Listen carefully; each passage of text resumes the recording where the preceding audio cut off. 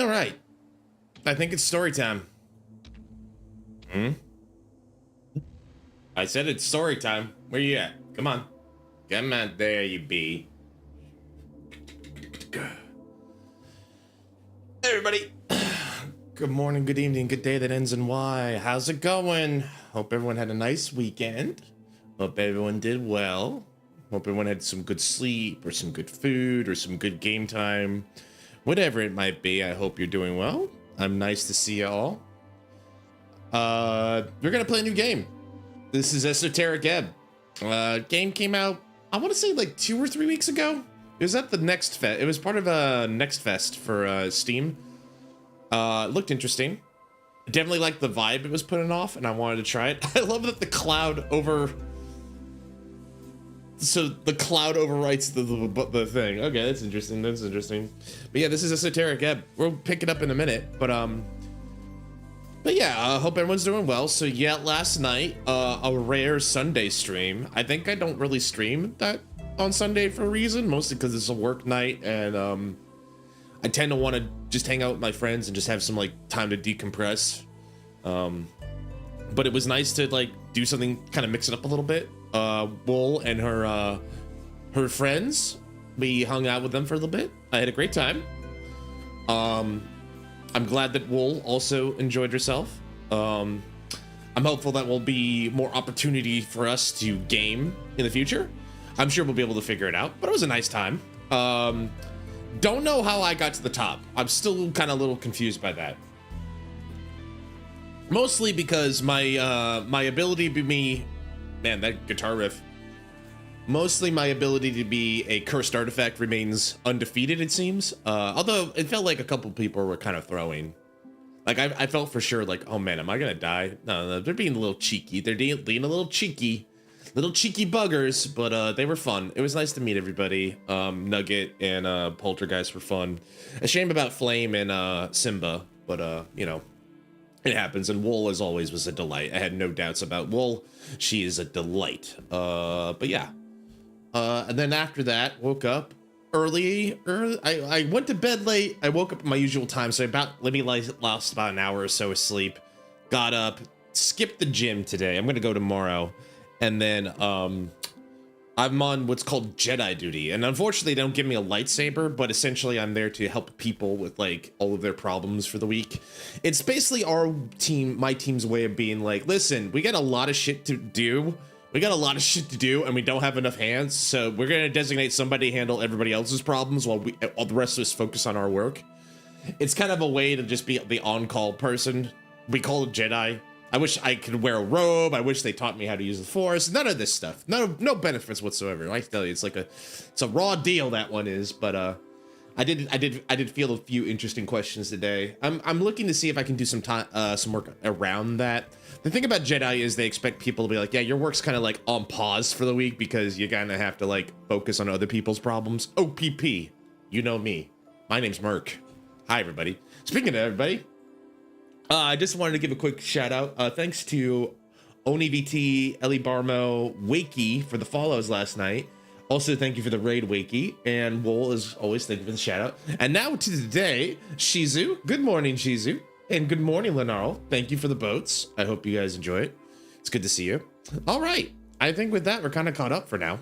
One of these days, I'm going to have to learn how to yap better. I think I do better when it's like, I have to keep entertaining with like, when I have like something like an art stream, or when I'm working on a stream, I have to talk or try to do something other than focus on stuff. But yeah, hope you guys are doing well. You seem quiet, but that's okay. I'm happy you're here all the same. Let's see what happens. So this game, like I said, came out Next Fest. It had Disco Elysium vibes, and I'm definitely interested in games like that. It seemed to be getting overwhelmingly positive reviews as well, so I was happy to pitch in my, how much was this, 2,800 yen? It was something like that. It was about $25, $30, I think, $20 US. It seemed pretty neat. We're gonna give it a shot tonight, see what we do. Put it on, like a nice fancy hat or something. See how we feel. All right, I'm gonna hit the button. Thanks for buying Esoterric Ebb. Well, you're welcome. I'd like to support games. All right. Let's see what happens here. Collaborators, the developer. Is that in I wonder what he's writing that in. I guess it's a specialized language for like, it's one of those languages that like specializes in like novel types.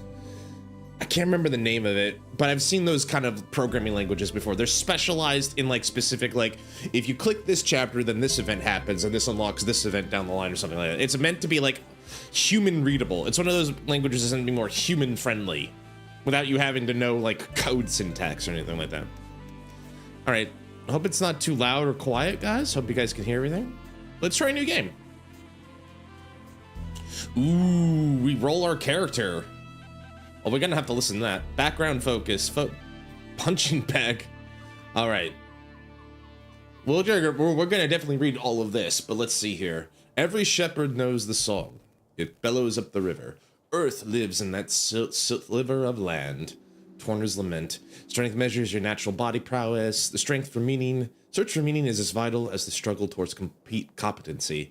Luckily, you already know your cause. As a man, it's only proper you to hone your figure and its capabilities, but why? The search for meaning is as vital as the struggle towards competency. You already know your cause. To protect the innocent, to lead the weak, to sacrifice until nothing but your bones hit the pavement, to literally die. Become a zealot, regain your honor, set out on your divine mission. The cleric's unique take on strength. Okay. Uses allows me to equip extra items. Maybe I can be violent and or manly. Oh man, oh boy, I want to be violent and manly. Please let me, please dump all my things in strength. That's funny. Religious fervor and aesthetic nationalism. Increased manhood. the ways goblin brow. Oh boy. Oh my. Increased manhood, you say. A high-strength cleric vokes for the party of Norfolk, prays to his dead god, uses brute force on punches bad evil guys in the face, wants to become a real human hero, loves quests, simple as. A low-strength cleric is a weak, sniveling rat, bows down to anyone stronger, can't handle the banter, gives up when the going gets tough, is afraid of women, doesn't care about. Oh boy, we're in for a good one already. Ooh, that's fun. Ooh, that seems fun.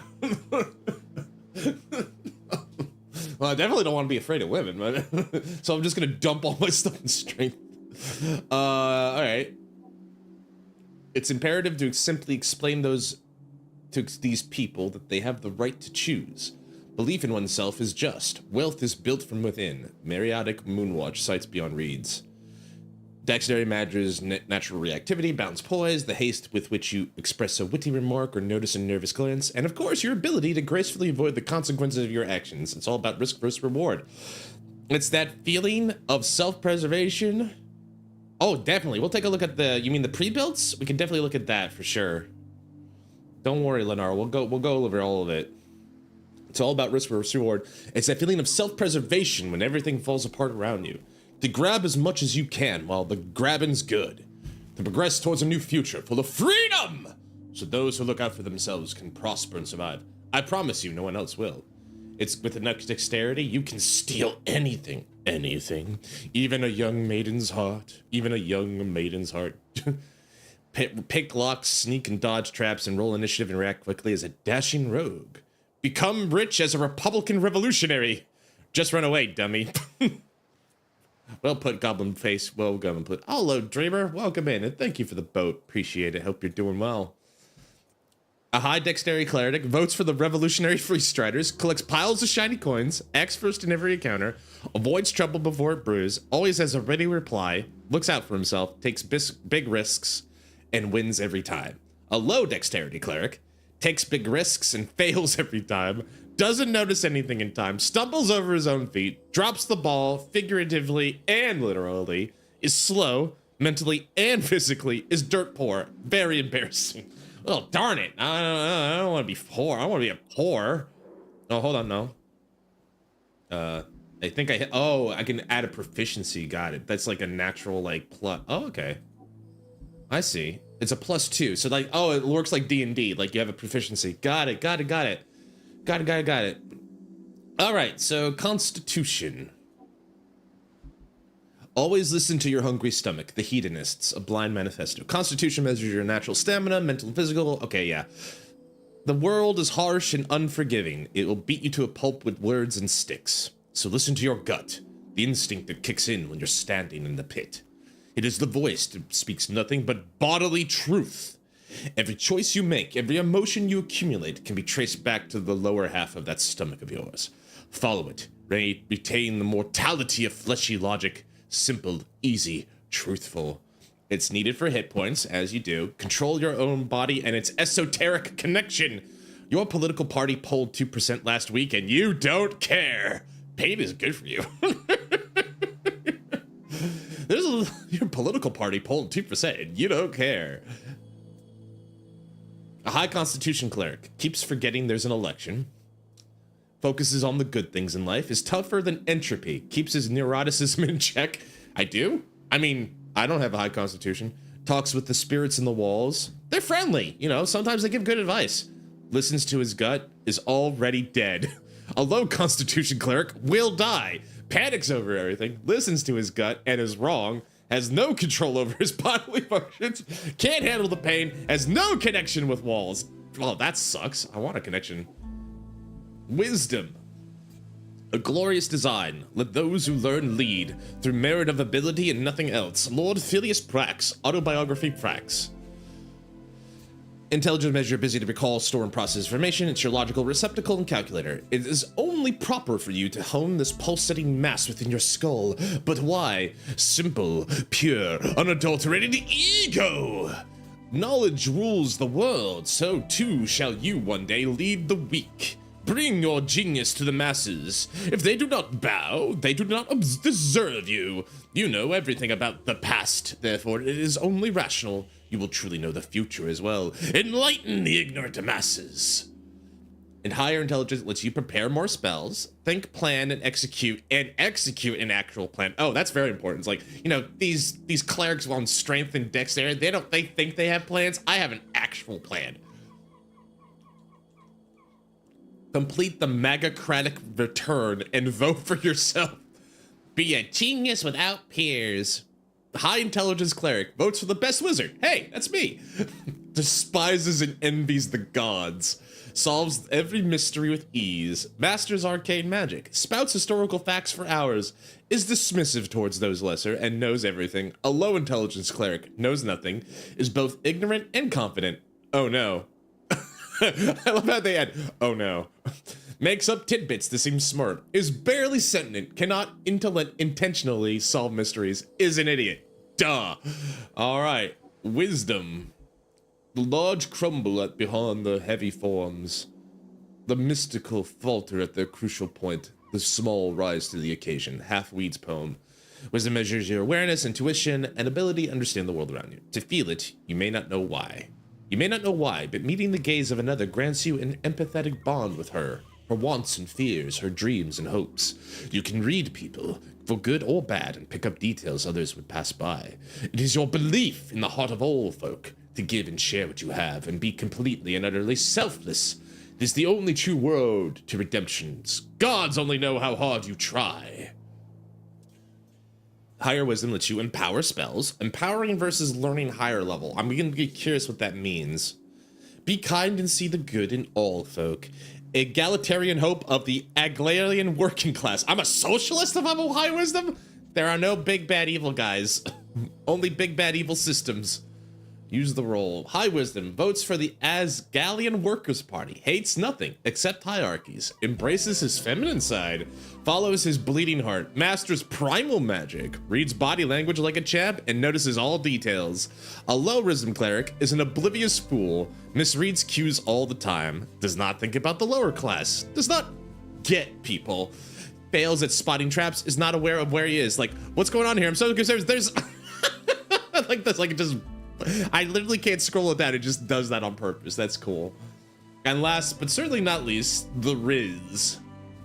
Those who believe in democracy have a wonderful view of folk, to think them capable of making rational and informed decisions devoid of personal bias and emotional conduct. It is, frankly, inspiring. Nicholas Darrow, Memoirs of a Statesman. Charisma measures your eloquence, confidence, and ability to navigate social situations of any kind. In short, it is the force of your unkempt personality, but they don't need to know that. Smooth talk your way into any position of your liking. You can be affiliated with any known faction or thought. Reality is molded around you at your will. Like a chameleon, become a social operator. Become anything you need to make everyone finally love you. With high charisma, you get an automatic discount. Yeah, because, people just want to give you stuff when you're amicable. Win every conversation and say the right thing. Say whatever gets people to like you and become an apolitical force of nature. Be arguably sociopathic. Yeah. Background. There's any lore for these, or? Punching bag. You're a farmer's son who grew up in the city. Of course you'd be an outcast. It took time, but eventually you figured out how to cope with it. +2 and 1 to Riz. Troll killer. You don't remember it, but you know well how your father died. Sometimes it motivated you. Sometimes it felt impossible to live up to. +3 strength. Kiosk kid. Pest control guild mimic mishap. Apartment complex and shambles. Didn't look like normal furniture. They got the guy with the point potions. Your mom wasn't around a lot, so to keep you out of trouble, she forced you to get a post-school job. You still despise the smell of newspapers. Lore enthusiast. Spending time alone in the city, you often ended up at the Doranian library. A strange history of Jor's realm was a constant companion to you. Crowd pleaser. Inevitably, you ended up with the wrong crowd. You quickly picked up on the slang and radical terminology, doing anything to get real friends. Little weirdo. You were a novelty to them, the boy who would do anything for their attention, for their approval. After 2 or so years, you got quite good at it. As Galliot's activist, local rally stopped by fascist landlord. The manifesto. We learned from the hedonists. Your friends soon introduced you to the rebellious belly of Norvik. As a teenager, you spent years spreading chaos, and worse, dwarf propaganda. Oh no, not my boy. My boy would never. Anyway. Earth God recruit. After your arrest, there wasn't much arguing about it. 3 grueling years in training, drilled on the city code and virtues, but you survived. One friend. You are really ever only prayed for that one thing during those lonely years, but the gods did not answer, so you learned to manage, as always. Acolyte. Wow, there's a lot more of these than I thought. Your knack for scribing got you a promotion to the clerical duties. Picked out of the ranks, you quickly showed deep devotion to your divine city. Is that it? Nope, still more. Joining the towers is an honor bestowed upon few. It is also a terrible challenge, even for you. Who'd have thought lectures were so draining? Arcane prodigy. And for the first time in your life, you knew you were a natural. You've always known a few cantrips, but real magic was something else. It was power. Palace Pawn. As a rising talent, you often found yourself amidst the politicking of superiors. Despite your best efforts, it never ended well for you. Faithful harbinger, there's something wrong. Praying to a dead god whose whispers linger in the air. Slowly fading. You are isolated among your peers. Esoteric expert. You spent most nights seeking esoterical insight. A lonely life. Your findings were unwanted by those in charge, yet you did not stop. Never. Revolutionary scribe. Disillusionment. A city with ideals not upheld. One day you chose a side. The emerging democracy. You wrote day and night for change and glory. Abject apostate. No one likes you. I just love that's the thing. When you were demoted for dereliction, no one spoke up against it. But it's fine. You'll be fine. After all, you're used to it. Dead cleric. Growing up alone, getting into trouble, training with the Earth God, devoting your life and becoming a cleric. Was it always supposed to end in the river? Alright, we got through all of them. And there's pre-builds. We got a primal cleric. What is the nature of a man? We got a trickster cleric. Don't keep your fingers to yourself. We got a scholar cleric. Loner, a thinker, a man of ideals. Oh, they come with the backgrounds. Okay, good. Scholar cricket, you're a loner, a thinker, a man of ideas. Beefy cleric, yes, more apples, apple boy! He just looks so content in those apples.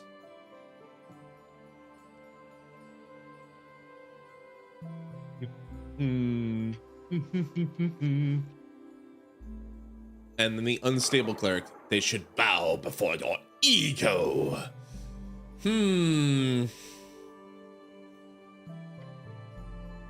Oh, I thought that was gonna close it. Never mind. My bad. Let's see. These all look really fun. More apples, apple boy.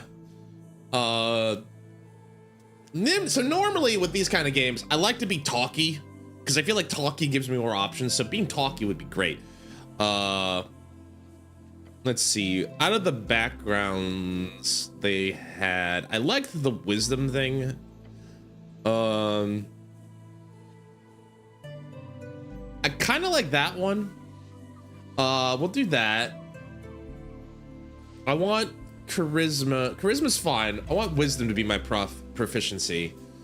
And then I don't want to be completely dead. We'll do normal.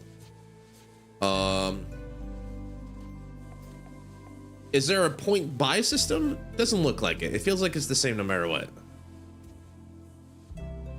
Okay.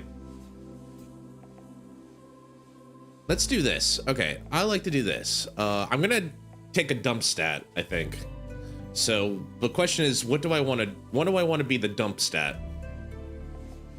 All right, so with this we got a balance and we got 6 points. So that's not gonna be good. Strength is for. Well, I don't want to be afraid of women. I can't be afraid of women. That's unacceptable. Let's see. So esoteric expert gives me +2 and +1 there. Right. Okay. So that's where we are now. I want wisdom. I'm going to be good at wisdom. And let's say strength. And then what's going to be my dump stat? I usually play heavy characters like that, but let's see here. Let's do. I'm gonna be like a battle cleric, it feels like at this point.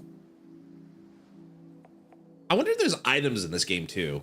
You know, like the thing is like item games. I think like I'll be okay to take a couple. I'll be alright to be like less than dexterous, a little bit of a butterfingers. That's fine. You know, have accidents. Sometimes I slip and fall and all that.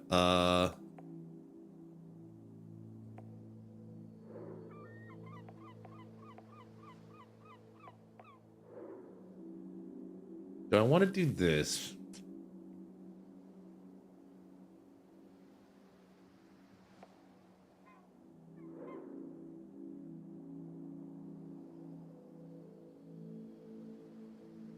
Yeah, I think I'm okay with this for now. Let's try this. I don't know what to expect, but this will be our cleric. Let's try it out. Here we go. 5 days until the first ever election. An explosion erupts at the heart of the city. No one wants to deal with it, so they send you. A slow cleric, lost in the hustle. One with incredibly deep esoteric insight. I was going to say Ebb, I thought. Complete your quests in any order. Don't be afraid to make interesting choices. And remember, to love everyone, no matter what. The campaign will take you from 1 to 6. We'll play for about 5 to 8 sessions. It's been a journey to put this together. I hope you have a good time. Chris. And only 8 decks? Don't try to steal anything, okay? Okay, Chris. Judging me and my choices. Listen, I'll play the cleric any way I want. I don't like to steal. Listen, it's not my first instinct to just take everything that's not glued to it. That's not glued to a table or anything. You know? That's just my first instinct. Speak with Dead. This is written just like a D&D like 3rd edition spell, or maybe even now 1st edition. I have 3rd level necromancy. Speak with Dead. 10 feet. It has a range. It's got a material component. I need incense. Okay. You can ask the corpse up to 5 questions. The corpse will know what it will do in life, including the languages. Answers are usually brief, cryptic, and repetitive, and the corpse under no compulsion to offer a truthful answer. The spell doesn't return the creature's soul to its body, only its animated spirit. Thus, the corpse can't learn new information, doesn't comprehend anything. But its intense anxiety can't speculate about instrument. Okay. Oh, it said something about, like, the corpse has to be younger than 10 days old. Got it. So you can't do like a Maya and like summons people that were dead years ago or something like that.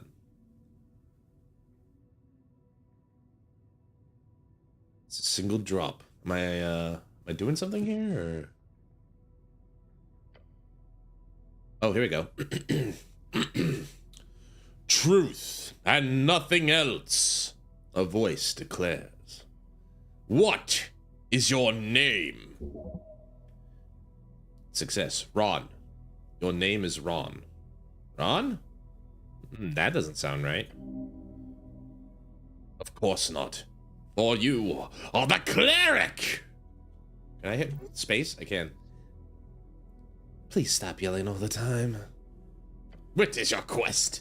Hey, respect the helm. What? You are often referred to as cleric. So, my name is... Speak it. Ron, correct. You answer. Another question. I should try to do that. You answer another question from the darkness. What is your occupation? Well, what's an occupation in this context? Work. Getting paid for labor. Didn't you have a job? Something really important? Your class. Tell the voice about your class. Well, what class am I? Lower class. No! Not sure any answer is good here. Just go with whatever normal. Just go with whatever works at the moment. You are a city cleric, nothing more. I'm definitely a cleric. Your true calling. Class conflict? Wait, what? What do you mean class conflict? What? It takes a while before the next question is posed. What is your current goal? We need to find out who blew up the tea shop. What? Where's my gun? Someone blew up a tea shop, everybody. It's war. War were declared. You came for my tea? You came for my motherfucking tea, did you? The goblin chieftain. She needs you. A tea shop exploded? Unfortunately, yes. That's not good. I like tea shops. Great, I hate tea shops. They should be bad. I don't have any strong opinions on tea shops. In fact, I never think of them at all. I like tea shops. They are lovely. Yes. You may ruminate further on tea shops at a later date. There is a question to be answered. Your goal is... Why all these questions? No clue, but you should keep them talking. It's been silent here for far too long. Oh, I failed. Do I get to see, like, the roll? Can I see the roll at all? No? Okay. Find the goblin chieftain? Is that right? You know it to be true. I love Constitution. Just a talking stomach. That makes sense. No reply. No feedback. Then the voice asks, what is your political affiliation? And after this, it'll be, what is the average wingspan of a migratory swallow? The question strikes your entire conscience, sending it spinning. The National Party of Norvik, of course! If you care for your fellow, vote for the Esgalists. The Freestriders, maybe? Then again, you're no revolutionary. Things just move way too fast these days. Have you ever heard anything about Krasmazov's teachings? I've heard of Krasmazov. I haven't read any of his works. Elections are exhausting. They sure are, buddy. Well, I'm not necessarily a revolutionary, but I don't think I want to be the nationalists either. So I'll go with the middle and the Esgalists. Life is a struggle to alleviate repression. The exiles know this well. You have supported them in the past. Time to do so again. I didn't vote for like the centrist party, because that's not my style. Without getting too political about it. The voice is fading. This is the end. The final question. How did you die? Following your convictions. Same way you lived. Unable to step out of the uniform. Not even for 1 second. Hi, Shizu. Welcome back. We made a character, and we're getting to know ourselves. This is my wisdom. Looks like a fruit with many eyes. But yeah, we just got started, so we're kind of just figuring out our backstory. Same way you lived, unable to step out of the uniform, not for 1 second. I fell into divinity. She took me whole.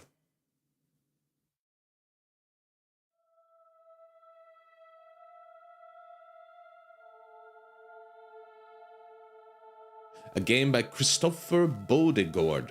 Bodegord.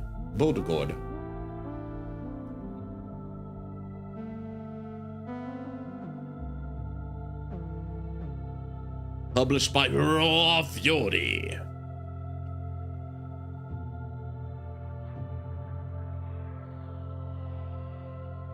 So far, I like the game. So the details of like...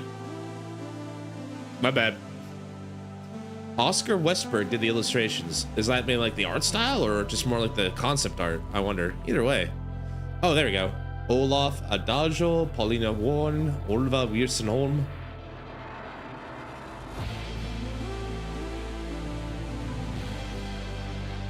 No, I need that, maybe.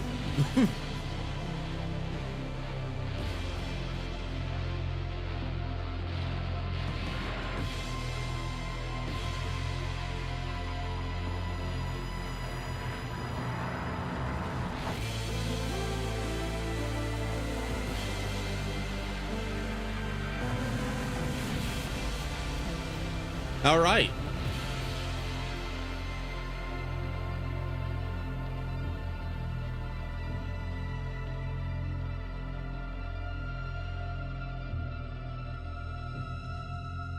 Oh my God, look at all the apples. Look at all the apples. More, no wonder that pre-built said, "More apples, apple boy." I guess I'm an apple boy. All right. Well, we wake up on a slab. Typical Monday. Am I alive? That answers that question. Day 1. Fresh start. Are you trying to apple tease? Are you trying to apple ease a certain death guard? Thank you, Shizu. I don't know yet. We'll see. Let's see. We got 300 XP on the left. I got an HP bar over here. Over here. XP bar is there. There's a calendar. There's a day clock. I'm hiding a day clock. And then there's some kind of point button over there. Is there somewhere else I can put the camera today? We'll see. Get up. Your heartbeat is loud, screaming. Your body aches. It's stiff, as if you've slept for days. Ready for your glorious quest to continue! Look around you. A circular stone chamber. A storage for apples and corpses. Yeah, you know, because you put those things in this, you know, those things just go hand in hand. It's like peanut butter and jelly. Apples and corpses. Those piles of apples. Is this Tullstad? Check your stuff. What stuff? Your hands dart around your pouch in uniform. Panic. Sweat. I fail. I keep failing a lot of constitution checks, apparently. No spellbook. No mace. Face it. You've been robbed. Oh, no! That's bad. Your legs shake. Tears begin to form. I'm not crying. You can't tell because I got this helmet on. Deep breaths.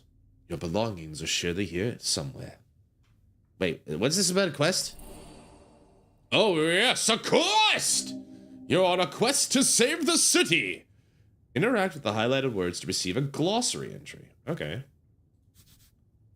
Quest, a task performed by a heroic individual and or professional adventurer. Save the city? Yes, save it from the jaws of democracy.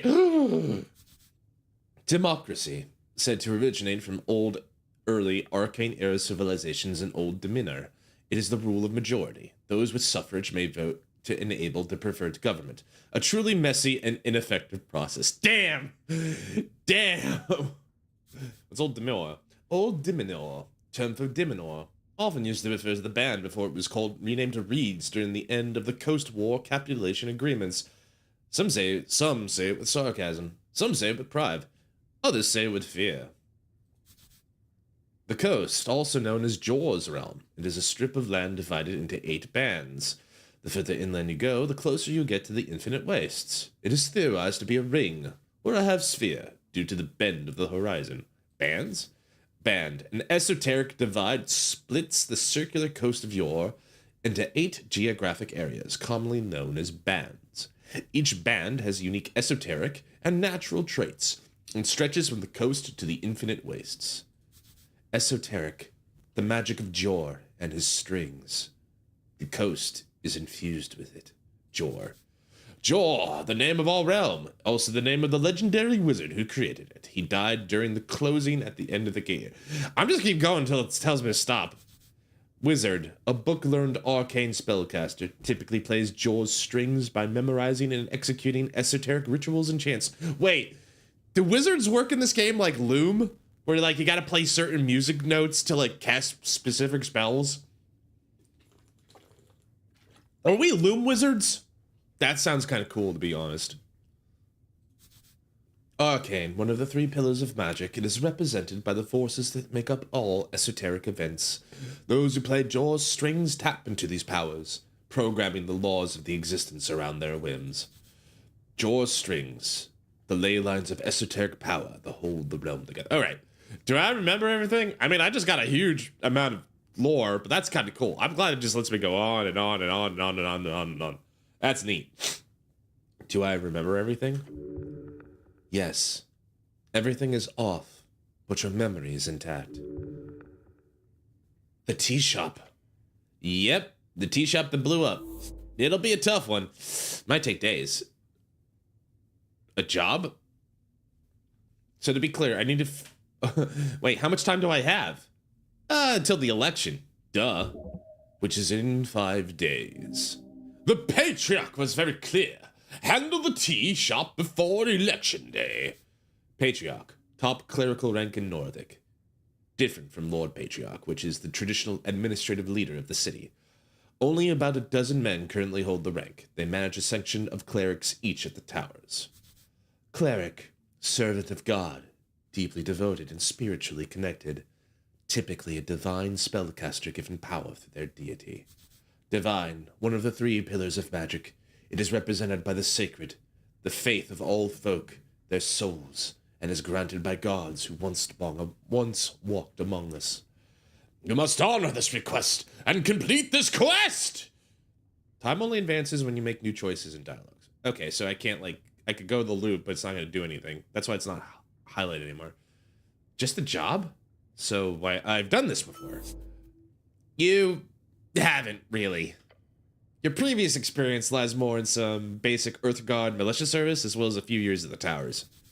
Earth Guard, the heroes of Norvik, keepers of city law, defenders of humanity, your brothers! Norvik, your home city, founded by your god towards the end of the Coast War. It is built upon several layers of ancient ruin. Coast War, the Great War, a conflict between the Arcanists of Reeds, as well as every other nation connected with them across the coast. A horrible waste of human lives, which claimed millions of lives. There was no honor in this fighting. That you know. Reeds, one of the 8 bands among the coast, is a temperate land of lowland of many lakes, commonly seen as the homeland of humans, large portions still cursed, holding entire undead cities, eternally burning valleys and floating mountains. Sounds like this place got burned to death, down to the ground. Human, tall and beautiful, like yourself. Oh, charisma. Stop. Anyway. Known as the pest of the coast by those who are less inclined to reproduce like rabbits. Humans do be doing that. Rogue sorcerer is not your main subject, but yes, you've read a lot about these types of fiery events. They are not too common these days. However, this incident does not appear overly complex. A quest? I do kind of like those. Good attitude! There's always more around the corner, so look out. Don't want to miss any. So to be clear, I need to figure out who blew up some random tea shop?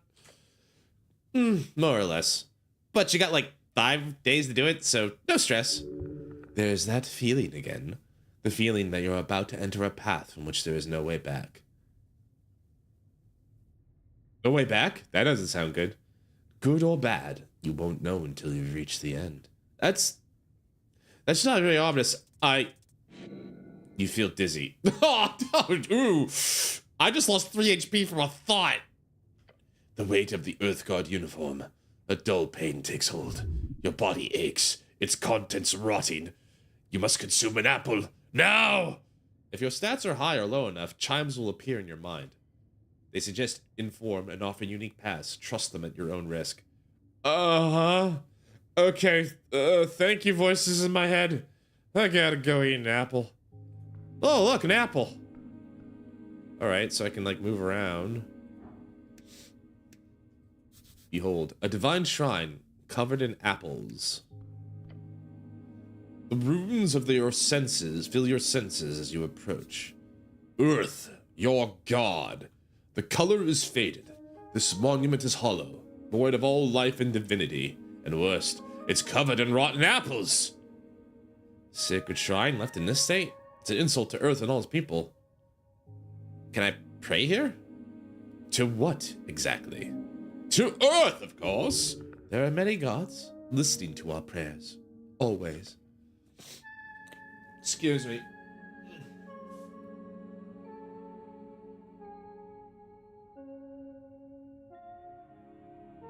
Oh, boy. Just remember, they might not respond so clearly. I'll think about it. You may pray as you wish. There is an internal element to it that is underappreciated. Are these rare? No, you will find shrines like this all over Norvik. I will kneel and move on. The shrine towers over you. You feel small. To cast spells, you must first prepare them at shrines. Prepared spells can be cast when the cleric has a reason to do so, either in or out of dialogues. Each cast expends 1 level spell slot on the corresponding level. So that thing in the corner is my spell slots. Okay.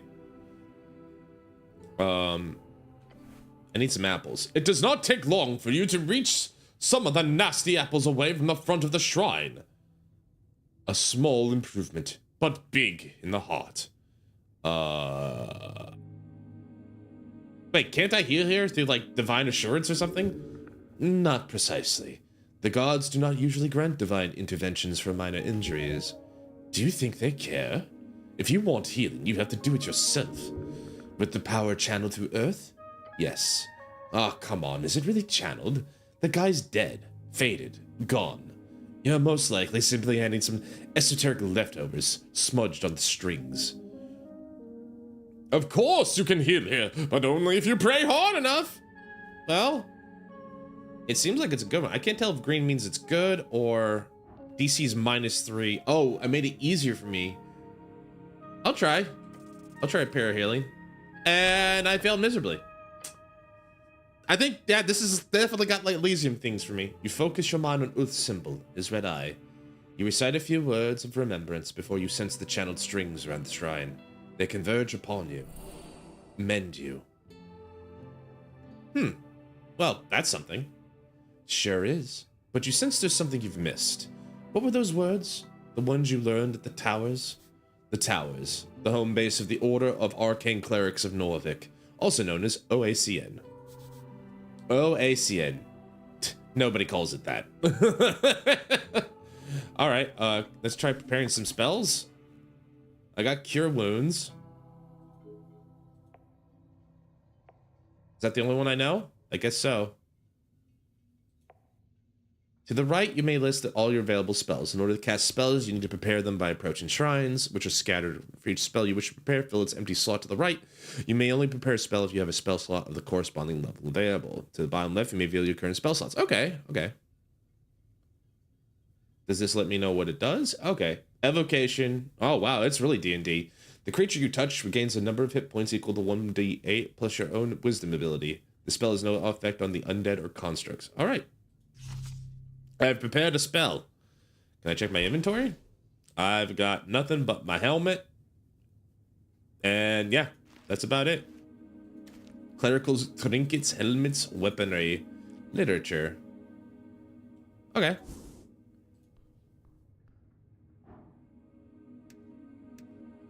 Trifle, behold, a vase of leaves. Smells lovely. It's a corpse under a blanket. I could try to talk to it. Wait, what's this? This isn't yours, is it? Trifle, is it like picket? Tattered cloak. +1 dex, -1 charisma. The cloak is sprawled upon the iron slab. As you grab it, you immediately feel the dampness spreading to your gloves. It is light blue and tattered, and it was once yours. An Earth God cloak add-on.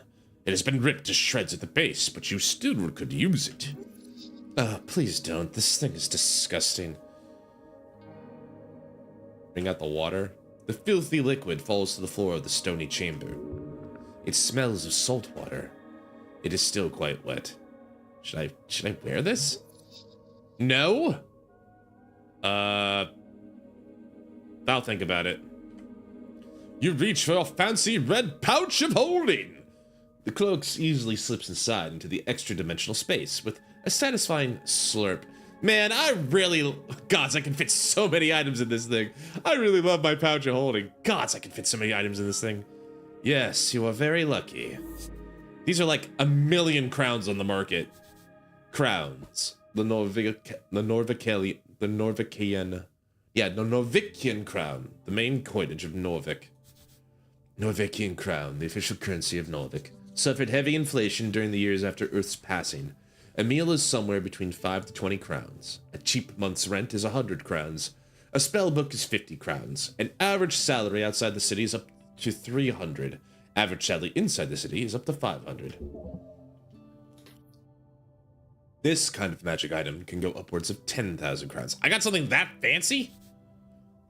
Earth's passing. The day your god died, Norvik used to celebrate this with a fervor when you were little, as many fanatics believed he would return if they hosted a truly legendary feast.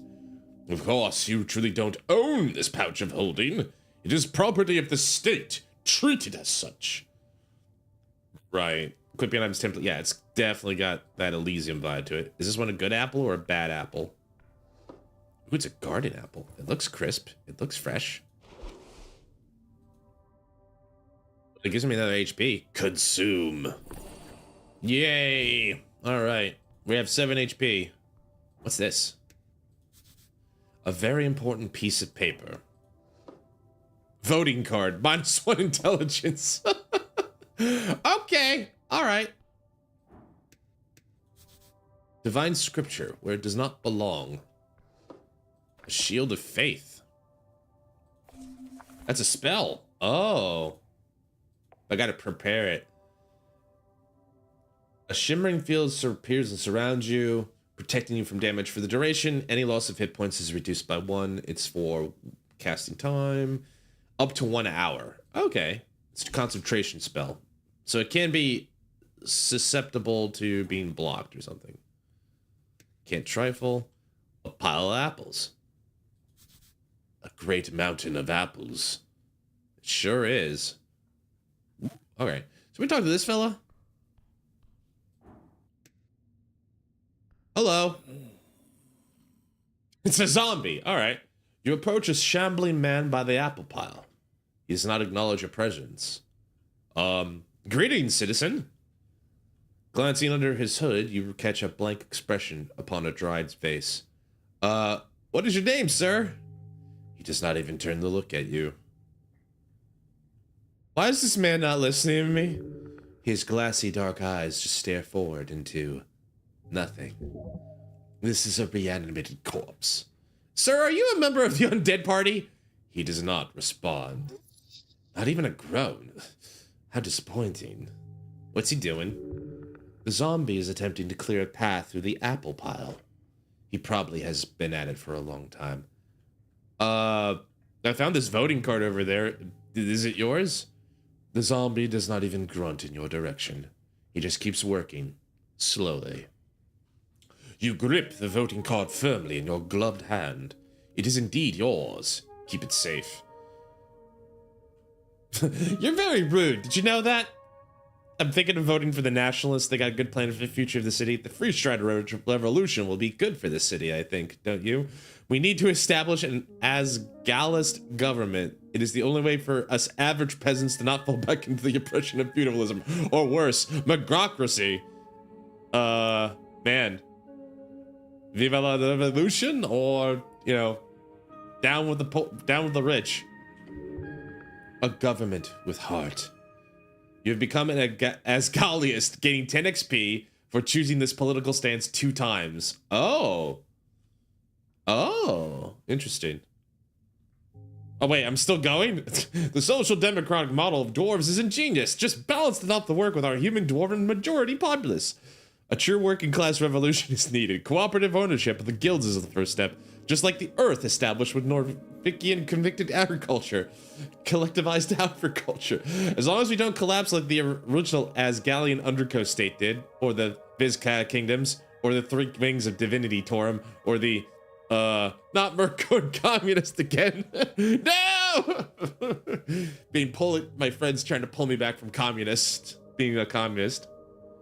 I'm more of a, I don't think it's communism necessarily. It's more just my personal thoughts, but I get the shorthand for sure. As long as we don't collapse like the other one did, or the other one, or that other one, or that other one. It's just like, or the fleshy ball plank does not supply or counter your words. Am I boring you? Am I boring you guys? I hope I'm not. Boat, am I boring you? I hope not. The zombie carefully places another apple at the top of the pile. He does not have an opinion of any kind. Should I defeat the zombie? Yes, it is only just. Undead are not to be allowed in Norvik. That's true. Norvik, the central city of Ascani, and last bastion of humanity. It was founded upon the end of the Reconquest in 468 AE, exactly 70 years ago. Ascan, one of the 8 bands along the coast. It is a cold, mountainous realm. It is your home, also referred to as Ascani. Thanks for the care package, Shizu. Also, thank you for 25. 25! Blah! Blah indeed. That's a lot. Thank you. All right. Is there nothing else? I mean, I guess I have to come back. Let me check. Can I go up the stairs? I can.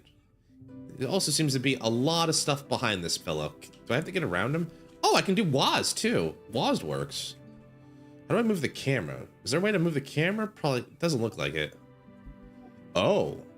Oh, that's helpful. Right click lets me see all of the things. So we can go that way, and there's some stuff. Thing is, if I try to attack him, it's just gonna end badly because I don't have anything. A scuffed voting card made out to Ragnar Hemlin. Is from a dwarven office for some reason, and someone has checked in all 5 parties on the list. You need to bring this to a polling place on election day if your voice is to be heard. You pick up the surprisingly thick piece of paper with a shaking hand. The card is slightly torn and has clearly been drenched at some point. It's up, it says, Roast Court, in big bold lettering. Roast Court means voting card in fancy Ascani Dwarven. 5 days remaining. Oh, right, there's an election. Oh!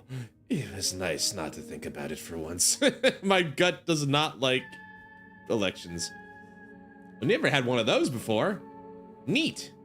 Very neat. Finally, your voice will be heard. Looks at the list of parties. Nationalist Party of Norvik. Free Strider Revolutionary Party.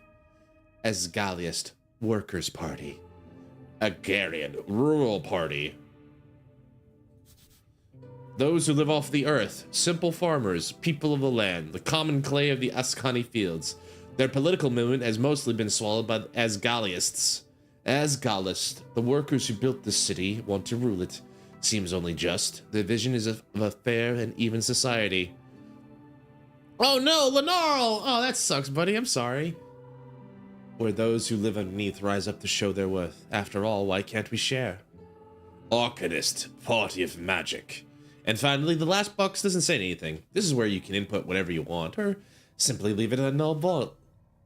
The box next to each party is filled in with a smudged checkmark, including the last empty one. Smart move! No one can get mad at you if you vote for every party. Idiotic. You need to pick a side and stick with it. Your honor is on the line. Are these all the parties? No. There are about a dozen of other large parties in Norvik. Most have been subsumed over the last few years, such as the Civic League of Progressives, the Torch Union, Orders of the Scales, Hedonist Party, and the various guild parties. The Agarians and the Arcanists are the only ones who have not joined a larger party or fallen aside. Good to know. Thanks. Alright. I'm gonna have to get past the zombie if I want to get to all of this stuff, I think. Can I walk past him?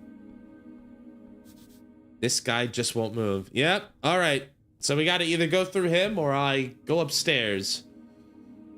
Let me think about that for a minute. But while we do, looks like we're up for our first ad break. Hey, BB! Welcome in, buddy! Thank you. Coming in. Come on in. Come on in. Thanks for the boat, BB. Appreciate it. Hope you're doing well. We're just getting started. We're literally like in the first screen. I haven't really done much other than talk and yap some more. All right, looks like ad break starting. Tolstad. Goblin Garden.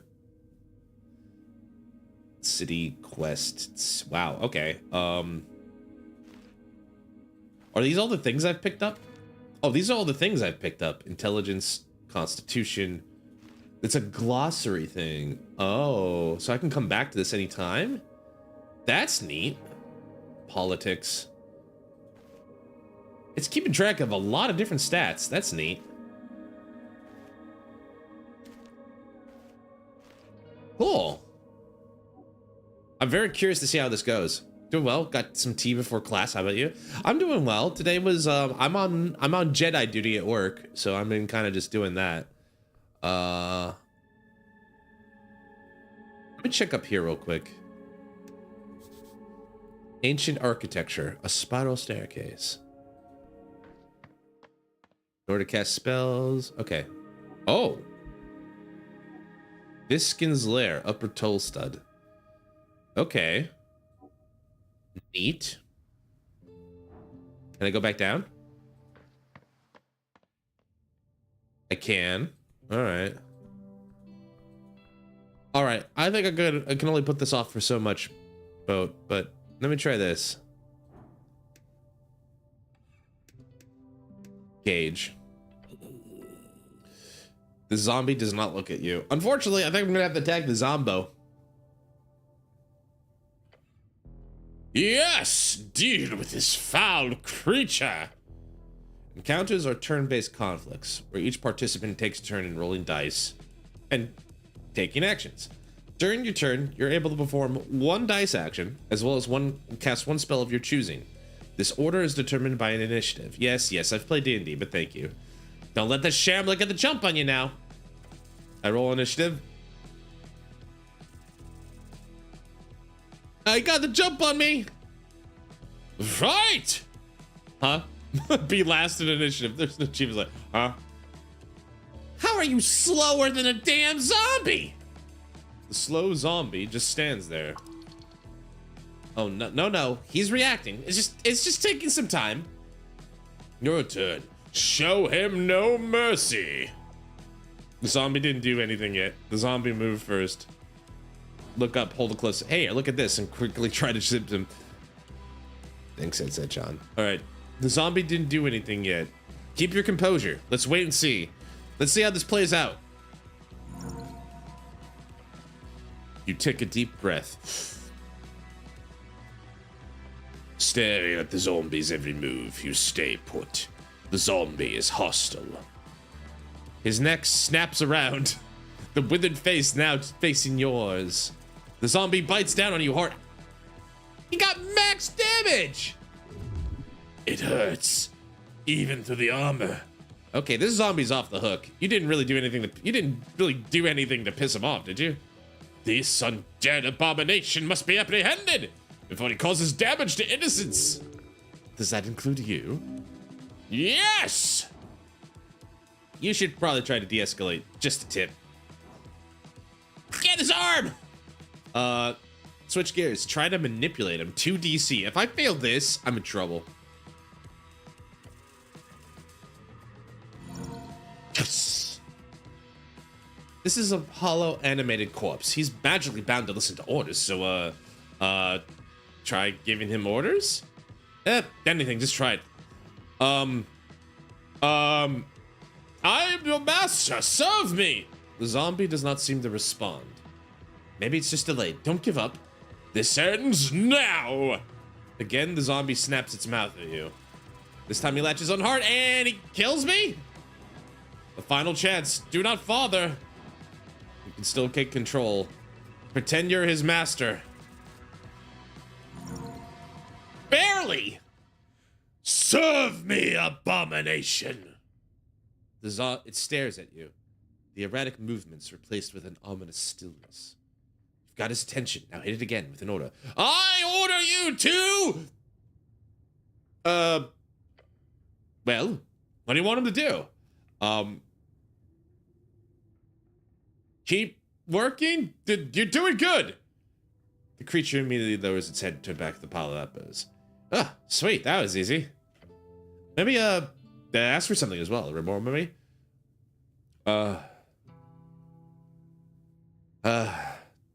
Give me that fancy tooth, zombie! He reaches into his mouth and way too easily pulls out his wisdom tooth. He drops it in your open hand. Ew. Why did you do this again? The tooth hums in a faint esoteric aura. Interesting. Victory. Can I walk past him now? He's under my control. Oh, that was the wrong button. Why did he give me a tooth? What does it do? Ooh, +1. A tooth filled with decent condition. You feel a single tingle in your palm when you hold it. Can I equip it? I can. Now I'm +5. Now I'm +4 wisdom. But I'm also mortally wounded. Can I? Now I'm fine. What do I do? What do I do? What do I do? What do I do? He won't get out of the way, and I need him to leave, and he won't leave. Well, I guess I have to go around another way or something. Do I have to attack him again? Maybe do I have to get him to kill himself or something? I don't know. Yeah, well. Hey, I got something out of it. I go up. I don't care. This is D&D, baby. You just roll with the punches. There's certainly a lot up here. Good morning, cleric. Mushrooms. Probably edible. An empty pot. Jor left his mark across the bands. Today it is a universal sign of magic. The red eye of Earth. Hello. The pale man sits hunched over a stack of forms. Busy at work, his pencil slowly filling out line after line. On the top paper, you see an icon of a serpentine drake. That symbol. It's on a lot of official documents in the city. That is the Great Perch of Norvik.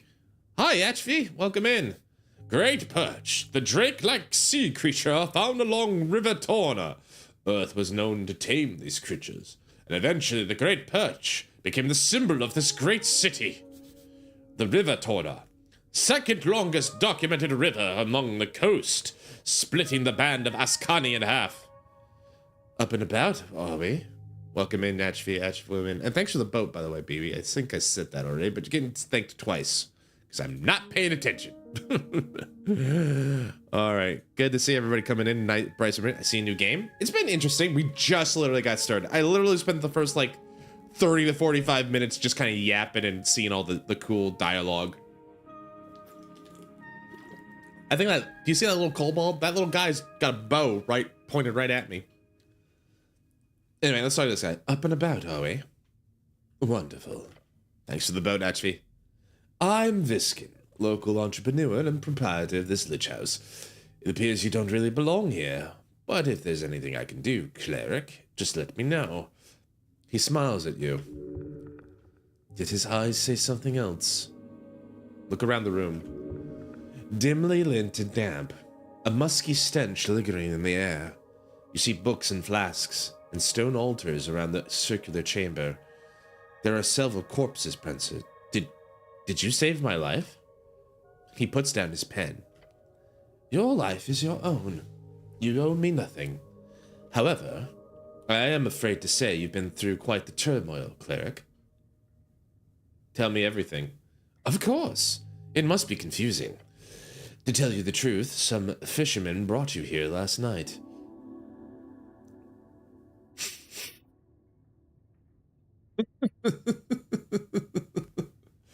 They caught you in your net, took you for a corpse.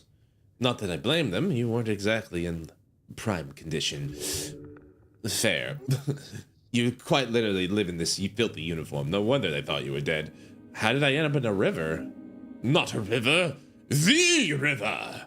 I'm afraid I don't have that much to tell. Perhaps you fell off one of the bridges that Tolsted. There are 7 bridges over River Torna connecting Tolstar to the rest of the city. Perhaps there is an esoteric explanation to all of this. Perhaps. You would know, cleric. So, who are these fishermen? River guilders, I believe. They did not look like poachers, so my guess would be that. Where can I find them? He ponders your question. I did not ask for names, sorry to say. But perhaps Waterlane. That's just a guess. Waterlane, the largest trade port in Norvik, located in a massive tunnel piercing the center of Tolsted. It is a so-called marvel of dwarven engineering, and is the reason so many people commute to Tolsted over the many bridges, considered as one of the great crafted wonders of the world. Tolsted, a sprawling island fortress in one of the 5 districts in the city. It sits in the middle of River Torna, home of Jor's Pillar, a sprawling tunnel network, and Waterlane, the great trade hub of Askadi. You are in Tolstad right now. Good guess. Lots of boaters hang out there. Either that or the local tavern. I hope you find them. So I am, in fact, alive? The pale man stops for a moment. He looks you up and down. Yes, I believe you are. I have more other questions, I believe. Move on. Do you now? Figure out what's weird with this guy. DC 31. There's a zombie downstairs. 31. Does that mean that basically have to like get like a 20? Are there is such a thing as a critical success in this game? There's a zombie in basement. Oh, how quaint. Sure. No, an undead abomination right below. I understand. We're very closely connected with the city below. The undead seemingly wander as they please. City below, short for the city below the city. A phrase used to describe the incredible amount of tunnels and ruins below Norvik. Lots of monsters and stuff down there. Also riches, if you deep delve enough. Monster, short for monstrosity. Defined as a non-sentient creature born out of magical means, often by combining various natural beasts or from curses or esoteric events. However, I will have to take this up with Lady Sageleaf. I pay good crowns for whip in protection. Whibd, the halfway bridge tribe, commonly known as the Halfways, one of the 3 goblin tribes in Norvik, and arguably the most influential despite their small size, led by Lady Miska Sageleaf, with the headquarters in the Goblin Garden on Tolsted. Goblin Garden, a dwarven-built citadel sitting at the southernmost tip of Tolsted, is now a goblin sanctuary and a greenhouse. Hi, baby. Oh, you got some Jinx emotes, I see. Not bad. Goblin, short and green, got claws and fangs, little monsters. They've got 3 tribes in Norvik and considered somewhat civilized. Oh, it's all a misunderstanding then. Good. Oh, I actually failed that wisdom check.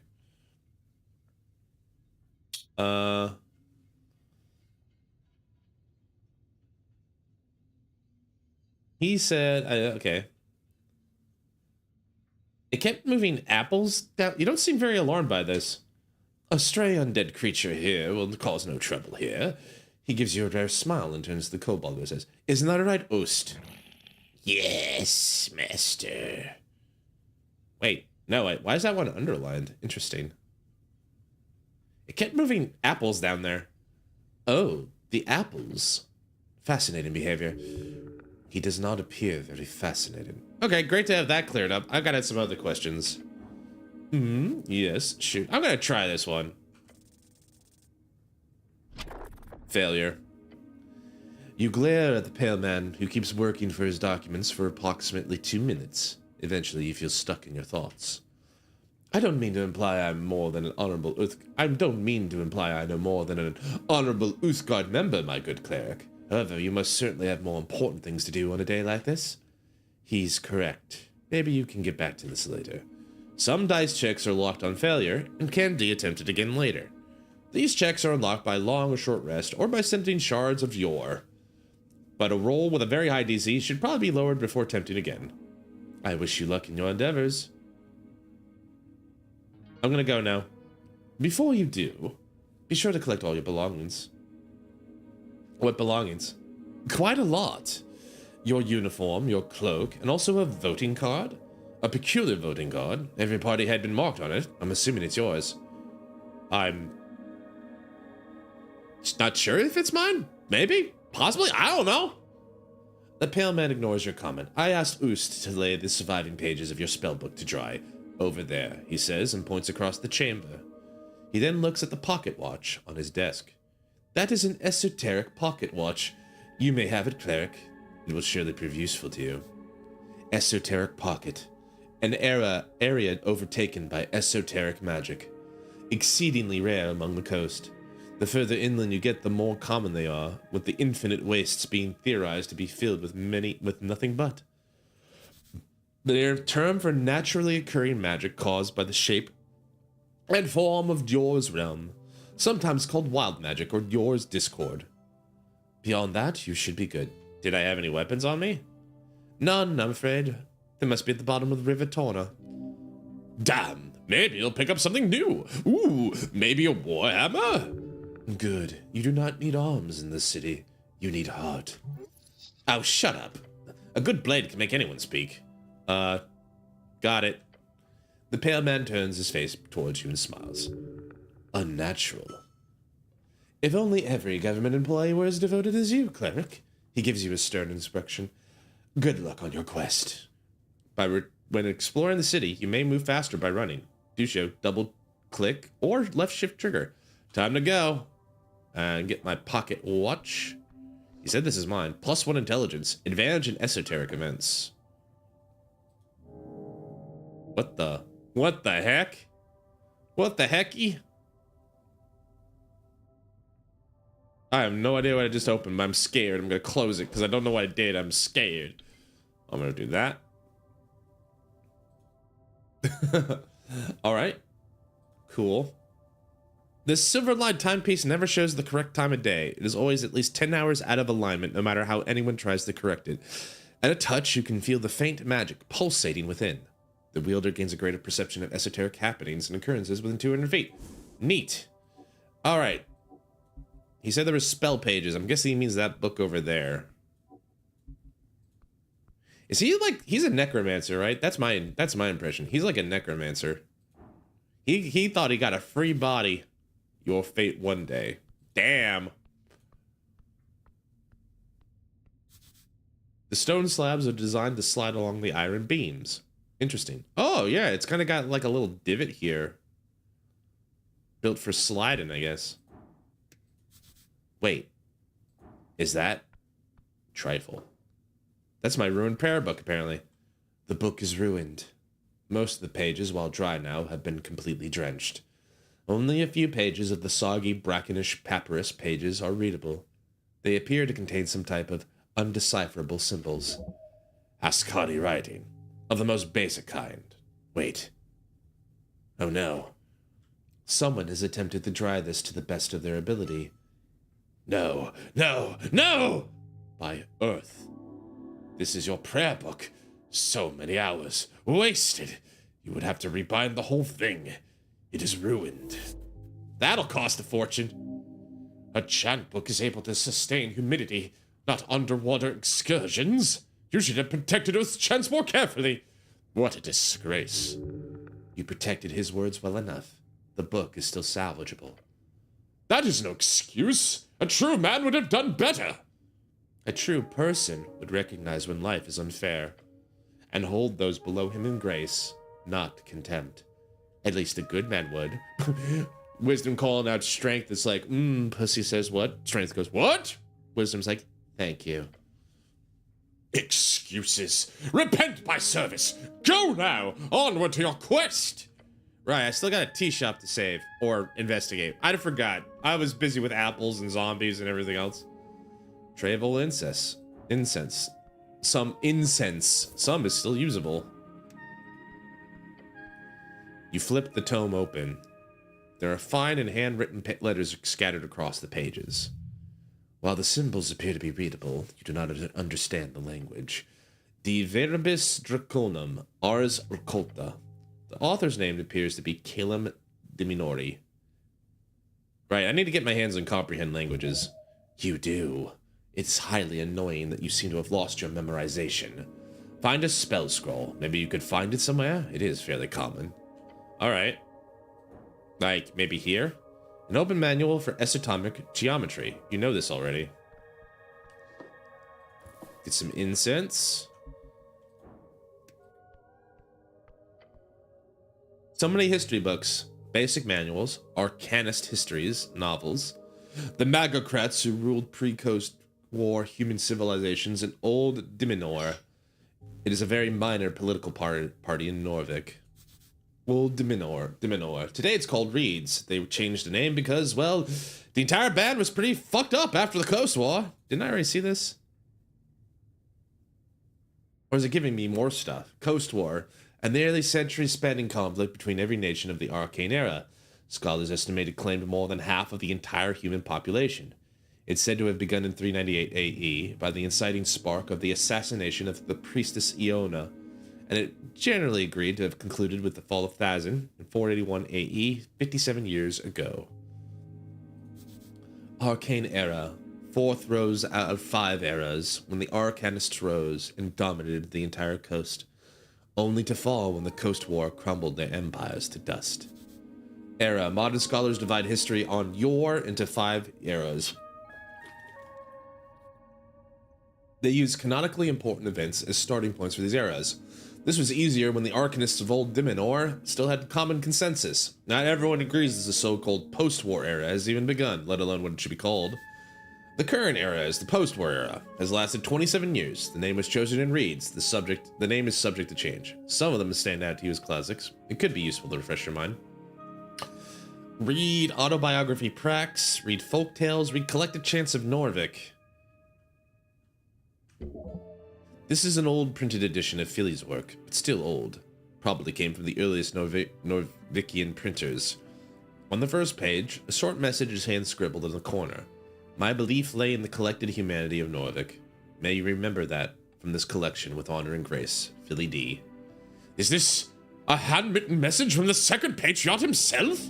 Protect this book with your life. This is a sacred artifact. Fascinating. To think the Pale Man held such a treasure on himself. Read the foreword. A Dream of Unity Under Earth. The book begins with a lengthy essay about the foundation of Norvikian cultural values. It's really like a guide, if anything. One, what a Norvikian person is, how their values come from various tribes in the old country, and how together they have formed something greater than Earth. You've read this before, but do you get a better sense of what this all means now? It is, in some sense, a plea. A stern suggestion for every human in Norvik to lose any sense of former tribal identity, to embrace a new one, a Norvikian spirit. To give away the old and embrace the new. It is not a completely bad move. To unite a folk is to build commonality, to lower inequality. Although, of course, there were many direct ways that the state at the time made sure that the old did not remain in the shadows. Violence and oppression at times. The text directly explains a new Norvikian culture will help the city grow and fight against inequity and injustice through unity, mainly by being generous and not hoarding wealth, among other things. Then finally, it does touch upon the connection with dwarves, and how the Norvikian spirit is not contained within humans only. It is not just blood, it is sweat and tears as well. Those folk who unite with us will not be seen as an other. They too are Earth's folk. They too are Earth's guard. That's a lovely sentiment. Indeed. This is something to live up to. I don't want to read everything, but I love that there's so much lore in this game. You shut it. Looking upon the title once more. Collected Chants of Norvik. This is a good book. It is. You do so. It fits nicely back into its slot. This book does not deserve your toxic presence. Wow, strength. If you were stronger, more capable, then perhaps you too could have carried that weight. What? You really want that book. One day it could be yours. This is confusing. I'm just going to put back the book. Let us forget this for now. Let's stop reading. Let's start moving. We'll come back. I get the feeling I'll be able to come back to things like this.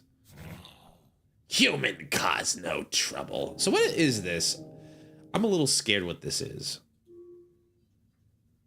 After your river adventure, your old spellbook's ruined. Find a provider who can rebind it for you. This is a quest tree? You've declared yourself the cleric of Norvik one single time. It's a grand title, unsuitable for a true human cleric like yourself. Okay.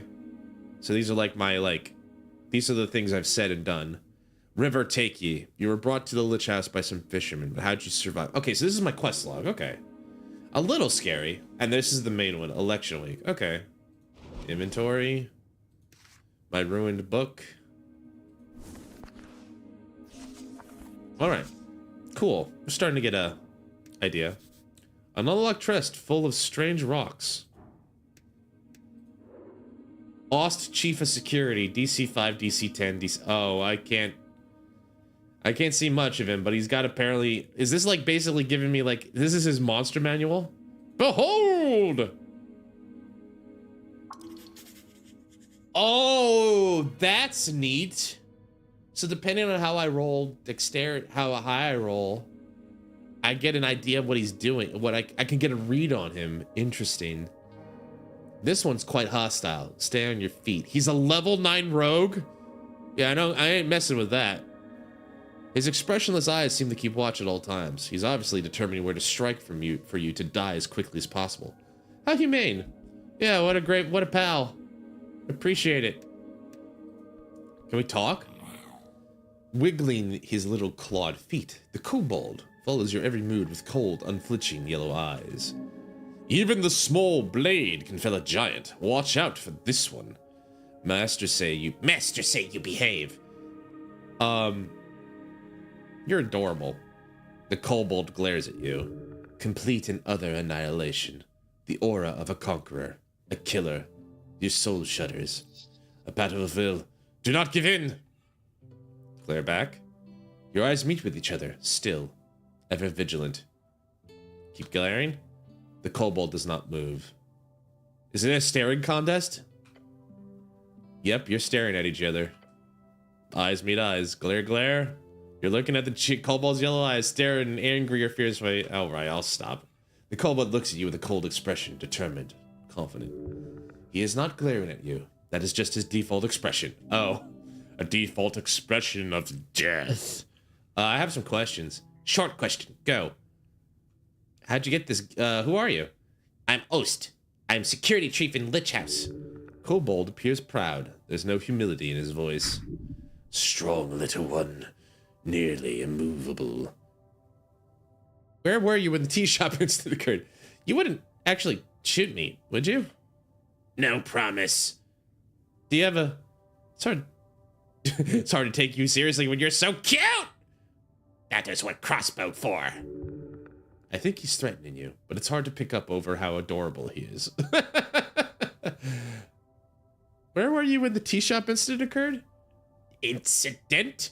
Tea shop blow up. Boom. Big boom? Big boom. When it happened, I was on water lane, on mission. A mission? Not mission. I meant to say errand.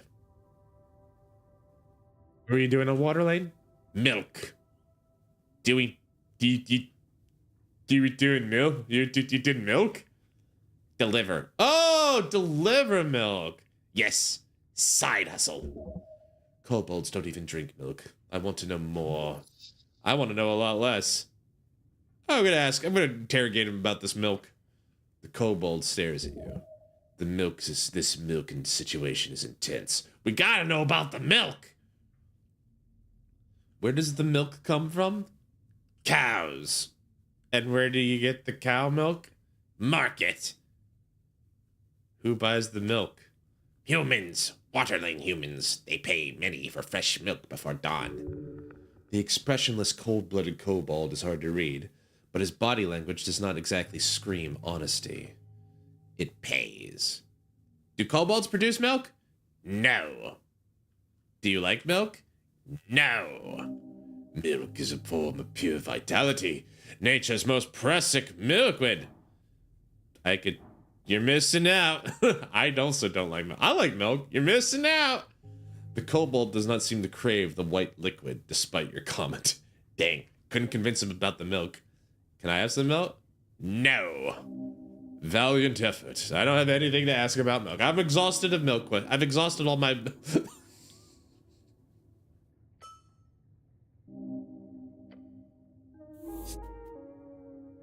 Oh, this shit looked too deep. I'm sorry, I don't mean to rush, but I just saw that. I just saw something in the corner of my eye. Like, what? I gotta go. Hold on. One second. What did I just see? I'm sorry. What? What did that say? Milk curious?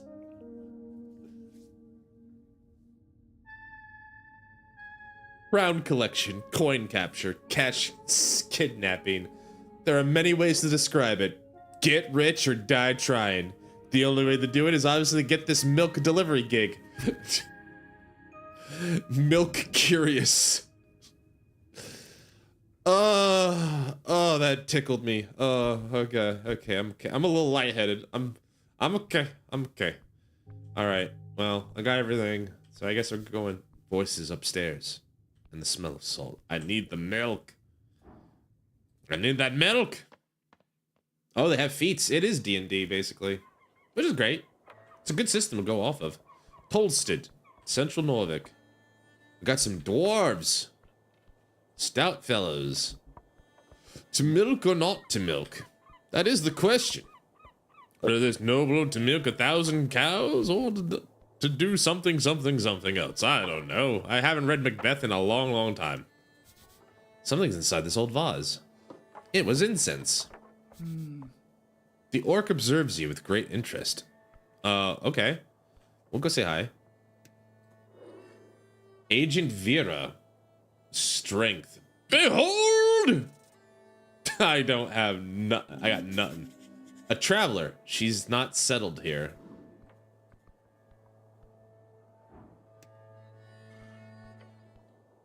On the edge of the ruinous amphitheater, you see an orc sitting on one of the many loosened brick stones. It looked like she's waiting for something. Or someone. Orc. Big brutes of devilish origin. They're rare in Norfolk. Most of them can be found in the Feltire. Feltire, a land of elven ruins with magically fertile lowlands in between. In its center sits Blood City Bay, the largest city on the coast, built out of the corpse, or rather just the head of the Gorgarian. She hides it well, but the orc is stressed. Perhaps it has to do with the dwarves. Agent Vera, hello. Exuding an air of authority around her, the large woman gives you a wry smile. Her tusks are gleaming. Not just physically imposing, the orc knows how to exert power in other ways as well. You spot the merchant's mark on her jacket sleeve, a heart with the initials of the Norvikian Freestrider regiment. Freestrider, the new way! People in the east have overthrown the old wizards and gods. For years, the revolution has slowly crept into the city. Now it's time to finally join the free cities and get rich! Free cities, a collection of city-states in the Reeds, all united under the golden banner of Freestriderism. Norfolk will join them, one way or the other. What's this? Not often we get Uthgard around here. She presents her palm to you. Vera is my name. Second in command guild. Agent of Tolsted. Nice to meet you. Yes, the handsome orc lady wants you to say her name. Make sure she knows you are a cleric! Do not grab her hand. That's not what it is. Do not grab her hand. That's not what that is. What do you mean? What do you mean? What do you mean? What do you mean that's not... She doesn't want a handshake? I'm Ron. Hello, Ron. She shoots you another sight, waiting patiently for you to say something. What's the deal with the dwarves? Oh, them? Complicated, as anything. It wouldn't be sitting here wasting my precious day if it wasn't for them. But in short, they're holding an unlawful assembly, and they won't let me take a look at the document proving it. Not frustrating at all, she says and winks at me. Ink. She telegraphs her sarcasm heavily. This is useful when communicating with slower individuals. I think he's talking about me. Explain to me in detail on the top. It's all just an inconvenience. Her wise say, a pain in the ass.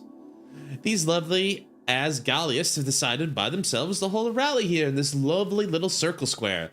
Unfortunately, they need a permission of public gathering, or a PPG. A PPG needs to be approved by the district council. They do not have a proper PPG. And you're sitting here because... Simple, really. These dwarves are ignoring my call to disperse, so I'm here as a witness. If they do not leave or shut by sundown, they'll be fined and or arrested. So why don't you just come back at sundown? I would, if it wasn't for the fact that I need to witness the entirety of the trespassing. Since they were served during the morning, if they do not disperse by sundown, they will be inflicted with an entire day's worth of fines. I'd have an assistant do it, or a secretary, but we're stretched thin as it is with the election coming up. Now I'll just sit here and smile politely. Arrested by who? She gives you a smug grin. You, perhaps? The monopoly on violence here in Tolstad is more of an oligopoly. It'll be a roll of the die to see who gets employed by the hand of these rude dwarves. Maybe some goblins? City Norvik also allows us to employ mercenaries for ab extra legal enforcement, but the company likes to avoid that in most cases. As you can imagine, mercs tend to lack that, finer touch. There is something shady about this. Uh-huh.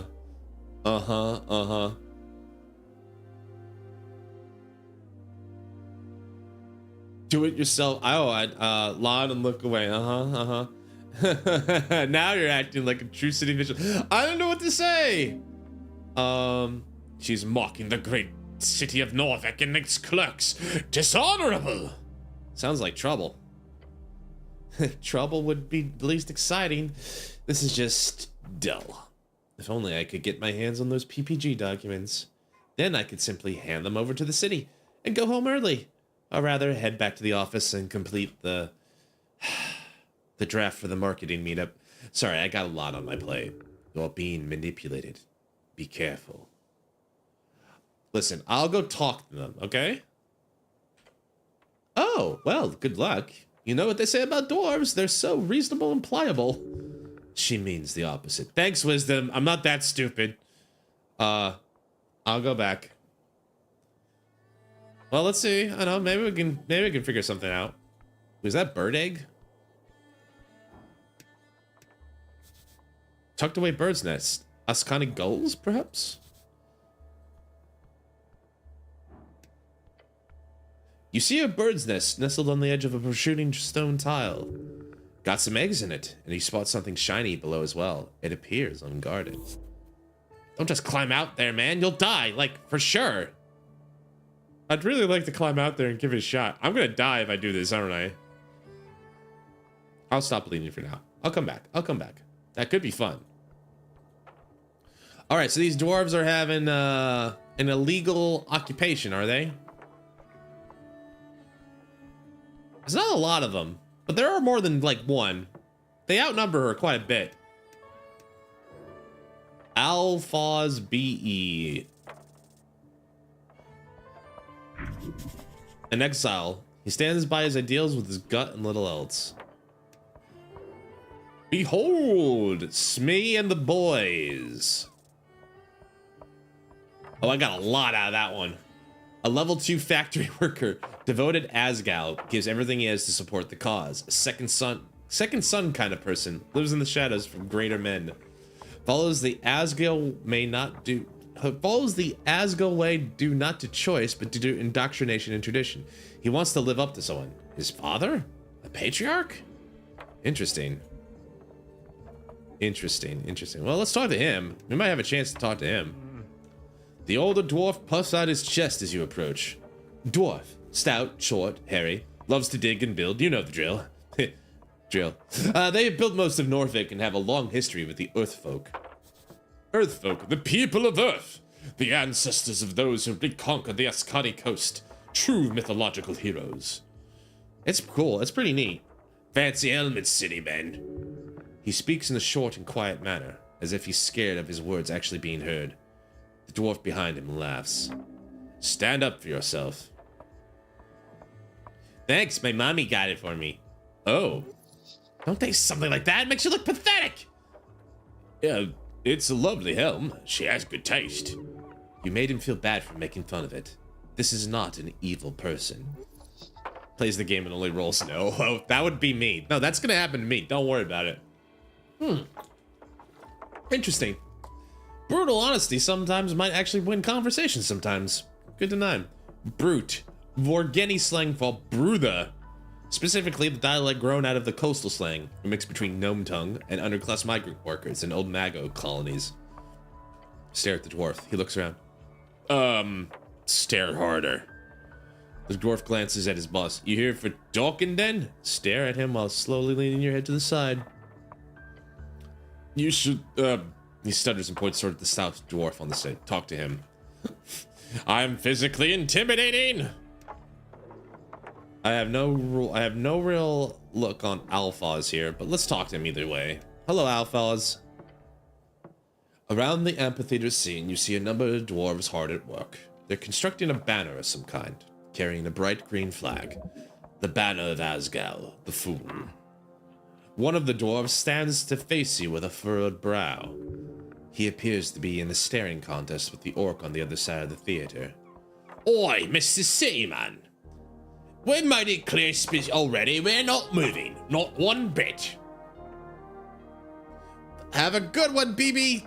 Work hard, study hard, hope school goes well. Talk to you later. Thanks for hanging out with us for a little bit. Appreciate it.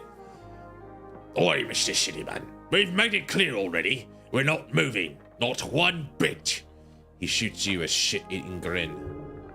This dwarf gets extreme pleasure from telling you to fuck off like this. That's no way to greet the cleric of Norvik. What's going on here? Just working. The boys will be done soon enough. You hear the other dwarves laughing behind him. Nothing illegal going on here. Nothing at all. He's only saying that because he's had to defend himself quite a lot lately. Wait, that must mean he's doing something highly illegal. Stop him. Oh, great. I was worried there for a second. Nothing illegal, huh? We have your papers. Nothing illegal at all. A half-truth. They're both guilty and innocent, just like you. One of the older dwarves spits on the ground next to him. You even know who you're talking to, child? This here be Alphas of the Banembers, a foreman in the Aglis movement of Norvik. Foreman, one of the leading council members of the Norvik Asgal Council. The Norvik Asgal Council, sometimes called the NAC, is the group of foremen, or four folk, guiding the Asgal movement in Norvik. They lead workers' union movements, Asgal rallies, and the entire Agalist Workers' Party. He's done more good for all of you Earth God combined. A true speaker of Asgal. Damn, that is a lot. Okay, sure. Damn, that's a lot of good. Simi exaggerates. He gives the older dwarf the stink eye.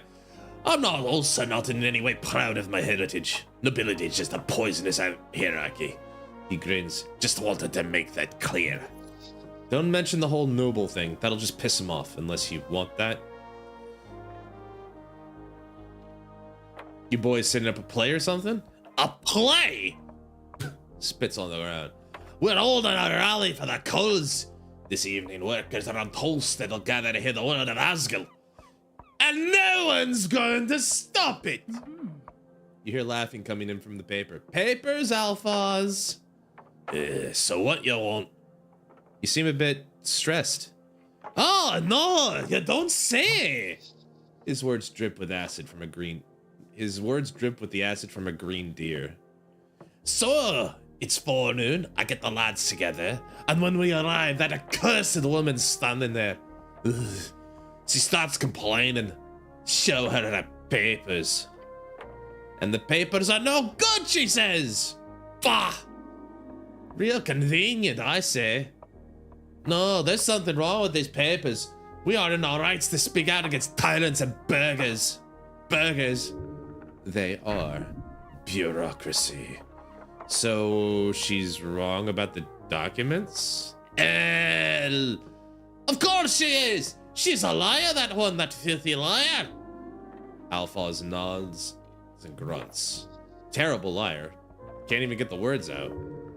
He knows she's right about the documents, but doesn't want to admit it. Can I see the papers? He gives the companions a glance. Why? Construct an argument as to why you should get the papers. Please work. Yes! Never punished! Just tell them you're an expert and that you're on their side. I'm an expert. Are you now? Yes. Also, I'm on your side. Are you now? Now hit him with. I'm your best shot at getting out of this. The dwarf grumbles. His eyes go from you to the orc behind you. Ah, fine. The dwarf sighs and grabs something in his pocket. He hands over the scroll. I trust you with these documents, cityman. Tell us we're in the wrong. I dare you. Because we're not. Take a step back and check it out. Let's see what's actually going on here. You can examine certain items. Okay, I'll take a look. I'm just gonna go over here real quick out of like punching or spitting range, you know, as you do when you examine documents. Class conflict. The tea shop that blew up. Oh, so these are all kind of leading to this thread. Okay. All right, so let's take a look at this. What's this do? Can be used to recover lost spell slots. Cool. A formal permission of public gathering. It contains a lot of legal nonsense, making it difficult to parse. It's quite light, some kind of magazine paper. Unrolling it reveals a short statement about a political rally at the Circle Square. Permission of public gathering accepted, it says in big letters at the bottom, followed by a signature. Tolstad Magistrate, Nicholas Darrow. Magistrate, the highest government position beyond the Lord Patriarch, chosen to rule a district in Norvik for 10 to 12 years, depending on the bloodline. Lord Patriarch, the commander of the city forces and the top cleric beneath Earth. The title is appointed by Earth. Currently, Lord Axum holds the title, having led the city for the past 30 years. He is a withdrawn leader, over 80 years of age, and has put most of the power in the hands of the magistrates.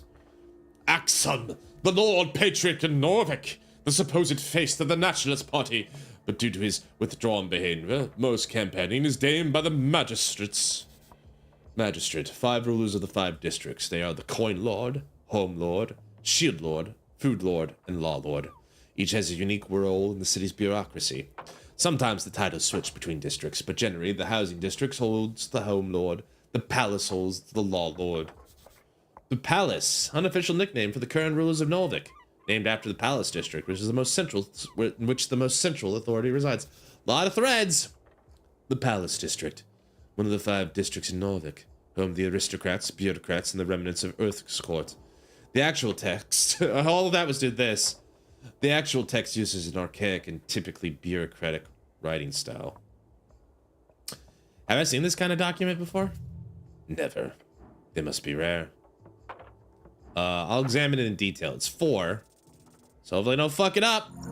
I didn't fuck it up, thankfully. You scan the text again, checking for spelling, phrasing, and terminology. It's perfect. Not a single error. Except the date. It says the rally is supposed to be held on the 16th. The document's legal, but it's expired. Look at the dates.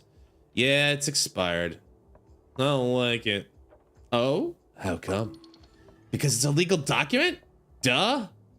Too many words. Seems off. Bad vibes. General tomfoolery.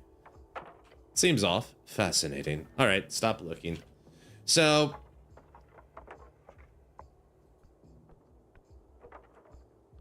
Unfortunately, I gotta have to be neutral here. It's like, look, dude, I'm sorry, but the document's not good.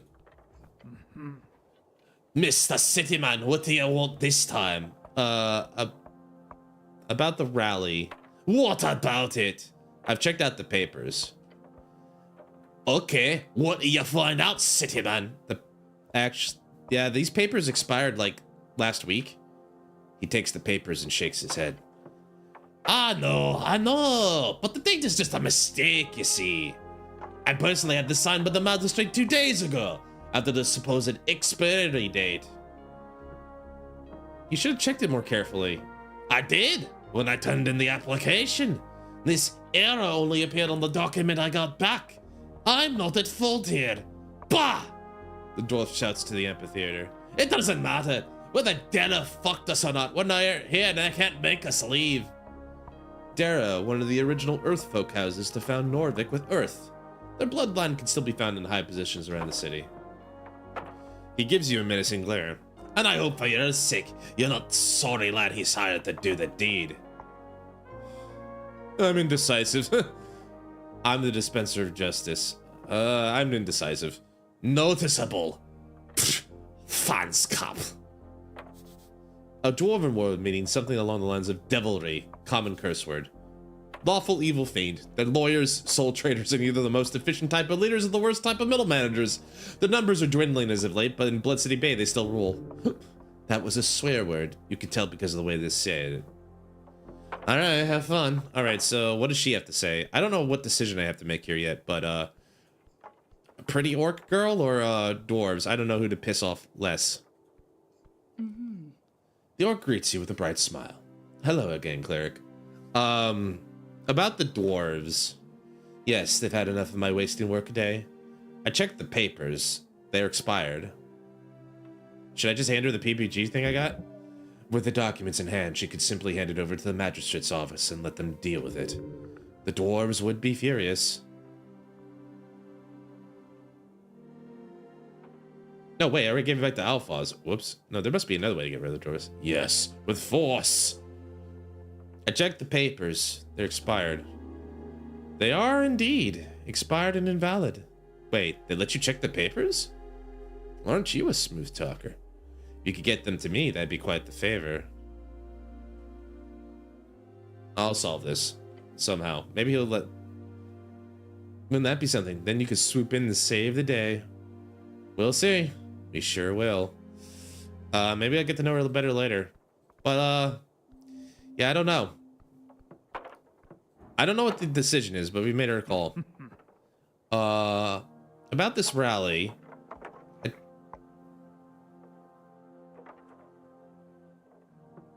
Can I have this rally? Guilds. For decades, have been collective bargaining between Norvican workers and the city guilds. Say what you want about Earth. You kept tight leash on the upper class of the city. Damn right he did. Yeah, but look, it ain't the same place since his death. The Three Striders have burdened to every dawn power structure, from paper boys to bookbinders. In less than a dozen years, salaries have stagnated, prices have gone up. They said Three Strider would make the city rich. I say it makes his people poor. Any change? So you're here to convince a bunch of Tolsted workers to vote for the Ag Gallus party? More or less, yeah. But it's also about the spirit of community. Together we can fight against the purchasers of our labor. Alone we are brittle as a twig in the... a twig in the wind? No, that's not good enough. Twig in a fireplace? That's good, I like it. Anyway, the rally will be a success. We just need to get rid of the orc, so we can call out all workers of this magnificent city. He exclaims as if there was a crowd around him. Vote! Vote with your guts! With your manhood at stake. You too, city man. Isn't it a bit macabre to hold a rally on top of a morgue? Morgue? The Grom grumbles to himself and glances over to the Lich House stairs. I thought there was a dentist. Fair assessment. No matter, the Asgal movement is not afraid of death. You hear laughter from the orc behind you. Big words, Alphonse. The dwarf grits his teeth. Damn orc. Whilst unfortunately it doesn't have voice acting, I do appreciate you doing it well. Thank you. I appreciate that, Cheezer. Thank you for the compliment. Maybe the developer will get like enough money from the sales. He can afford to do like a patch and hire some voice actors. That'd be kind of cool. Maybe I could do one. I could do a voice. I could do a couple voices if he wanted to. I'd do it for free. I don't know what to do. Really now? And what did the brute say? Careful now. The situation's on the blade's edge. You could either taunt him to see if you can get him to act out, or you could try the reason with them. Or simply tell them to leave! The dwarf is pulsating with a surge of masculinity. This might be the start of a fight if you're lucky.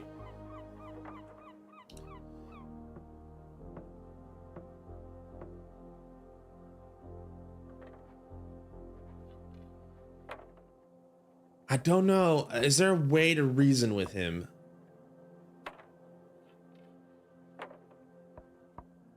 One and two feels like the reason thing. I'm kind of going with my character. If you don't leave it before sundown, you'll be fined and arrested.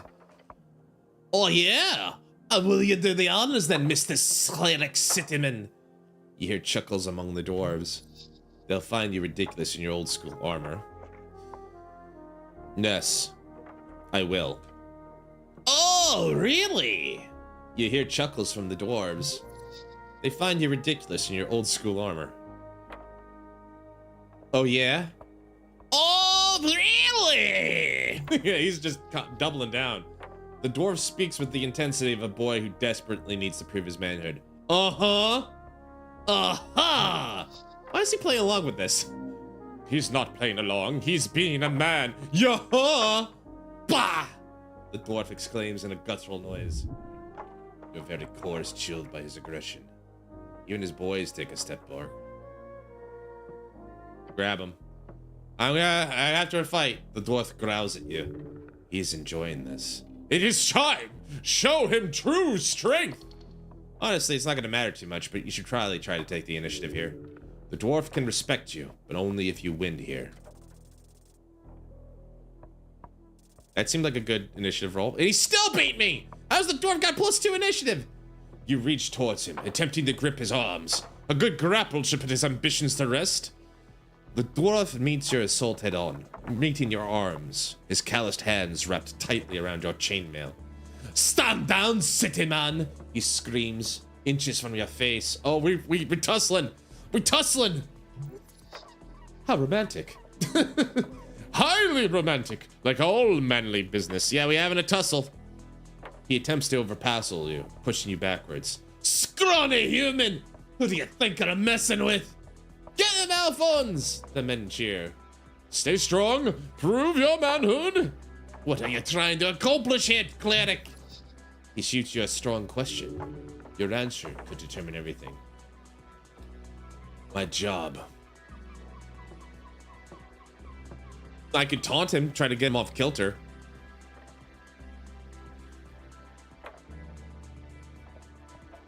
I'm just doing my job. This is not your business, cleric! The dwarf towers over you in spirit. What will you do? You could do Constitution, or I can do the Riz. My Riz is higher, right? It's 5 DC. Make him angry. That should help. I'll try insulting him. I barely beat that. Your mind grows sour. A dark thought. You'll never live up to Daddy's expectations, dwarf. You see the rage in his eyes. Oh, I went right for the daddy. You shut your damn mouth! You've managed to enrage him even more. That could be bad. Then why'd you suggest it? It keeps going. Get ready for this next assault. You can't hold on much longer. The dwarf pulls his head back. What is he doing? Oh no. Get ready. Alphonse slams his forehead against your helmet. Yep, headbutt. Like a brick. Barely conscious. Holding on. You're wearing a helmet, yet his head appears harder. Amazing. Dwarves. Fascinating creatures. You're done, city man! Okay, what do you do now? Try to come up with a funny joke. Nope, that was a bad joke. Something about his uniform, maybe. Can I spell book? a spell book, because I think we're gonna need it. All right, let's keep. Who made your uniforms? You look like an off-brand card machine troop. A what? Are you trying to be funny? What's a troop? Yeah, one of the dwarves will ask in the back. Circus, I think. Alphonse grits his teeth, then he smirks. Oh no, he's about to counter. Your mother! You hear the boy laughter all around you. Ugh, psychic damage. Ugh, a foul response. Degenerate. I get the feeling strength's kind of dumb. Don't respond to that. Don't grit your teeth. The dwarves keep laughing. This will be the final attempt. Both of you are worn out. Get ready. The dwarf boasts and squeezes your arms. Through the chainmail, it feels like daggers digging into your skin. He's got a deadly grip on you now. One more round of this and you're out. Finish this. I've got you now, boy. Third tries the charm. The final attempt. Now you end it. You will earn his respect, but only if you succeed. Take him down! Sized him up, but he's enraged. All right. I don't think I'm gonna make it with these rolls. I did it! Never punished! He attempts to break your resolve through a deep growl. You meet him with a growl of your own, a deep and manly screech. Just in time for the ads. Here's my manly screech. Sorry. All right, we're gonna take a bathroom break while the ads are running. But thanks for everyone for hanging out with me tonight. Appreciate it. I'll see you on the other side. There you go, dear. This is a strange but fun game. All right, bathroom break. Bathroom break. I'm on a bathroom break. Where's the word?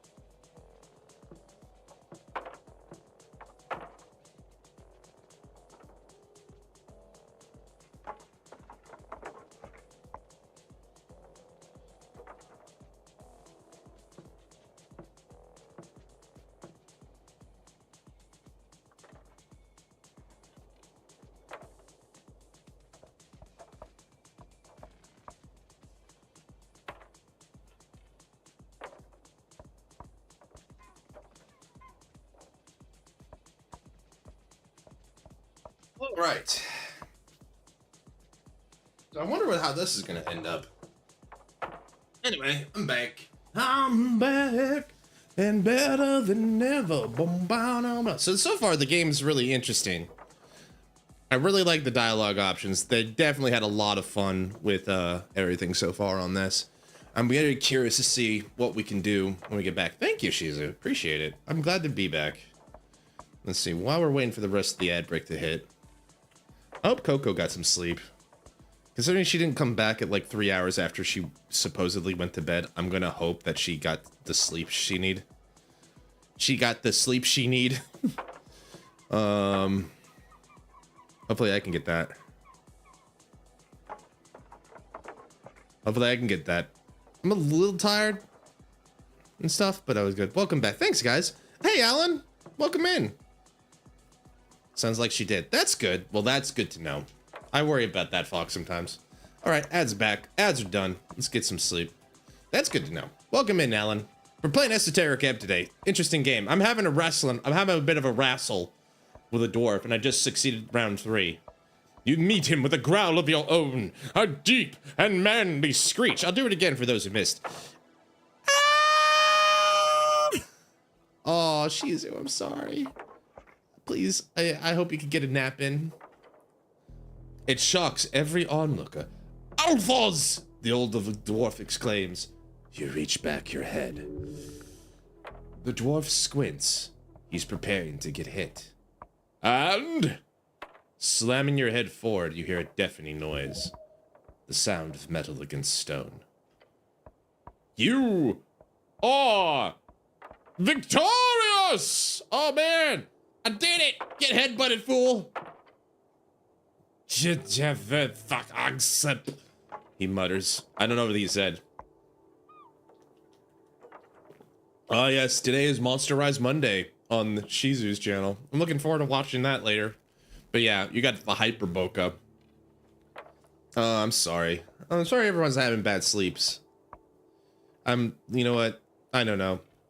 Maybe I should try drugs. No, I mean that jokingly, of course, but like sometimes it's like, but what if? I don't know.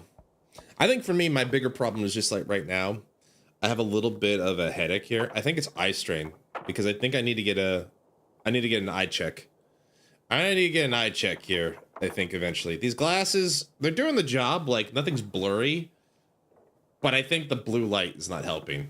I think I need a stronger filter. Did Javala unskip? That kind of gut can only mean one thing.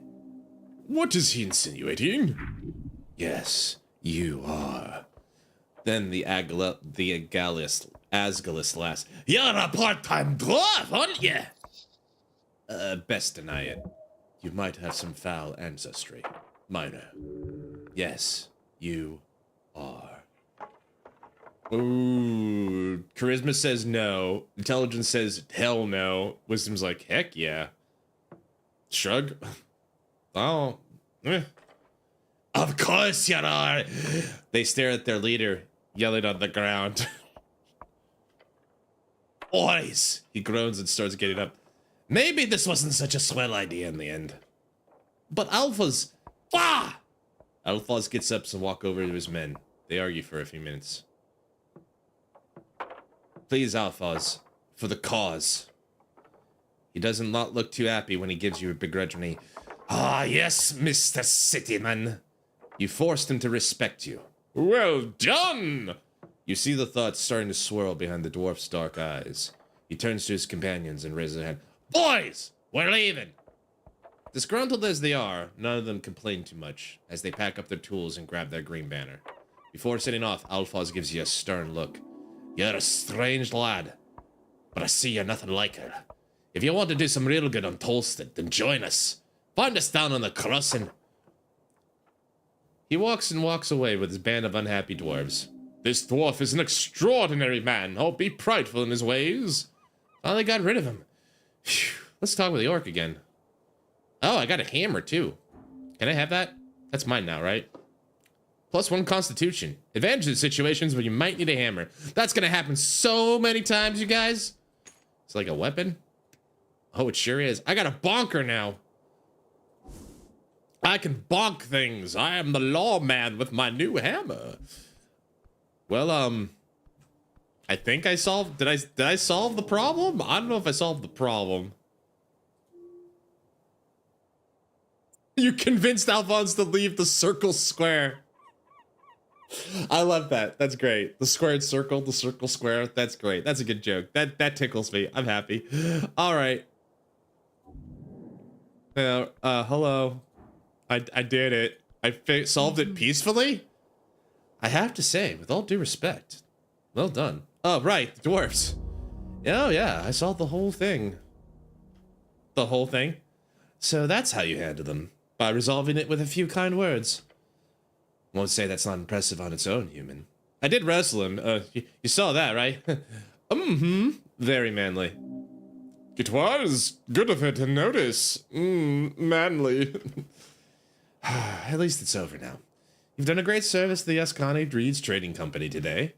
And on the topic of payment, she hands you a pouch of silver coins, 50 crowns. Yes! Jackpot! Thank you. She gives you a kind smile. May Earth smile upon ye. And do visit our trading post down on Water Lane if you have time. I'd love to see you there. Guys, I think she likes me. Guys, I think the giant orc lady who could snap me in half likes me.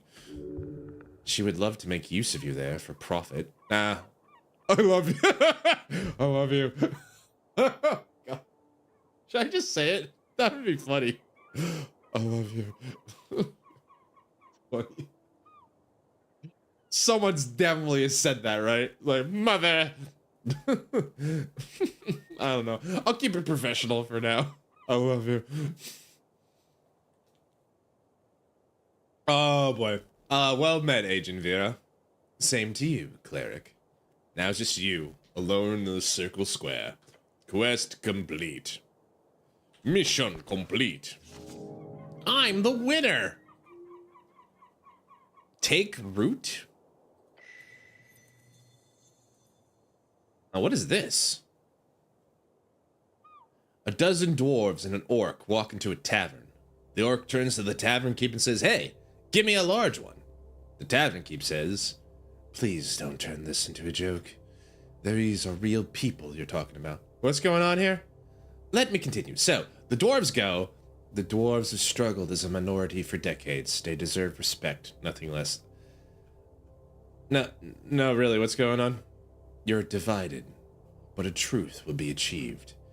Whatever, look, the gist of the story is the orcs hard at work improving this shitty little city. The dwarves are annoying and stupid. Got it?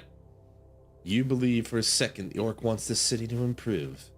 No, you've seen too much to ever believe such a lie.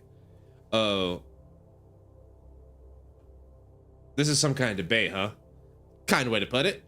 The revolutionary free strider will bring freedom, democracy, and riches to Norvik. Last part being the most poignant. Let us focus on each of those points, one at a time. Oh, come on. Freedom. Free strider rule will entail joining the Free City Alliance. Local politics will be focused entirely upon serving the core cities and reeds and the interest of the trade company. Democracy. While it is true they initiated the move towards universal suffrage, the Free Striders are known for both ruthlessly pushing propaganda to vulnerable folk, as well as simply just buying votes. This is fact. Ridiculous. Riches. The claim that Free Striderdom would somehow enrich the folk of Norvik is actually ridiculous. What kind of riches are being distributed to the lower class of the city with the already Free Strider-owned factories? This is silly. Without Free Striders, you'd probably be a farmer. Who the fuck wants to be a farmer? Farming is good. Healthy work. Don't change the subject. I feel like I should make a decision here. I choose a feat. Yes, you must retain the spirit of the Asgalian Revolution. After completing a quest branch, you can allow it to take root in your mind. When doing this, you must take a choice between available feats. Take a deep breath. Stand up against the ever-growing wave of capitalism. You should choose Asgalian Spirit and Speech. With this feat, you restore 1 hit point for every hour that passes. So I got like a regen? That's a pretty cool feat. Great ain't so bad. To be able to unlock a better life for yourself? Who wouldn't want that? You should choose Money Talks. With this feat, you gain 50% more crowns on pickup. I do like the regen. You've chosen well. True harmony comes from being in tune with your fellow folk. The Dwarven way is the good way, the egalitarian way. You feel like you revolve some conflict in the world. In my own way. Why am I'm like cradling myself, like I feel cold. I'm scared and cold, somebody help me. 50 crowns could buy me a couple things. Like some peanuts or something. So am I allowed to like let it go? I thought something in like the... I thought there was some like thing in the Excuse me. Pardon me. I apologize for being such a pig. Okay, so we're there. We were there. We're gonna go Tolstad East and Tolstad South. Curious. Curious, curious, curious. With dragon. Goblin wall art. Green face is splattered across the facade, staring wildly towards a flaming sky and the dragon spread across it. Or something like that. Can you call this art? Place your hand upon the wall. You take a step forward. The paint cutting off the mobile. Oh no. God damn it. I hate that shit. I'm sorry, Shizu. I'm sorry. Please hang in there. You take a step forward. The painted stone surface is smooth. This is no cheap dwarven rock. This is Gate-era architecture, disguised among us. I'm going to be missing chunks of stream again. It's okay, Shizu. I understand. I just want you to be safe, okay? I'm always going to be here. Please be safe. Please be safe. This is no cheap dwarven rock. This is Gate-era architecture, disguised among the rest. Gate-era, the first of 5 eras. When Yor created his realm, the gods fought to bring order. That was the Gate War. Gate War, the legendary conflict between the beasts of Yor, the original gods, and the many others who tried to take over Yor towards the end of the Gate era. We have little information about this conflict, but it is known it led to the closing of the gates and began the Fade era. Beasts of Yor, a term for the Sentinel folk who aligned with Yor during the Gate era. Also known as the Antisepalian folk. Most are gone today. Antisepalian, Old Dominorian term, meaning before the closing of the gates. Used to refer to those who lived before the guide under the gate era, exactly 2,027 years ago. The closing, a term for the closing of the gates, an event which ended the gate era, occurred exactly 27 years ago. You feel an esoteric urge to communicate with this object. Your pocket watch tingles.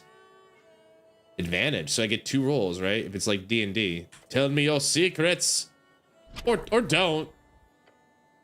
Your focus falters. There's nothing to answer you.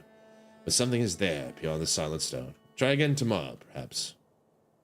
Okay. We'll leave the art alone for now.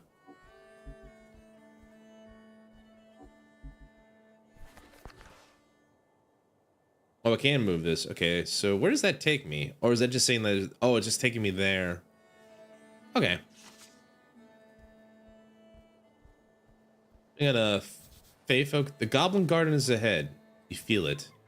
Nature seeps through the cracks. Oh, is this where I need to go? Is this where I'm going to Goblin Garden? I wish M was map, because I keep hitting it for map. Is this Goblin Garden? Or the tea shop?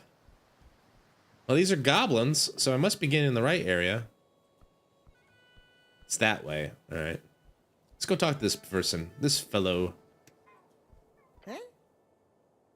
You raise your head towards the sky. Above you sits a tiny red creature.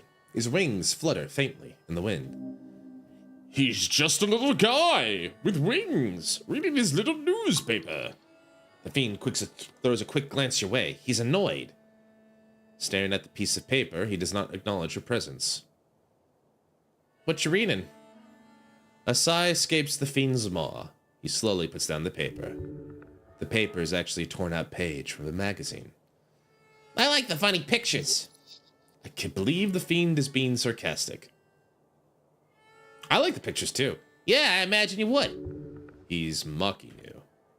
Wait, he says, leaning in and get a good look at you. Earthguard? A cleric?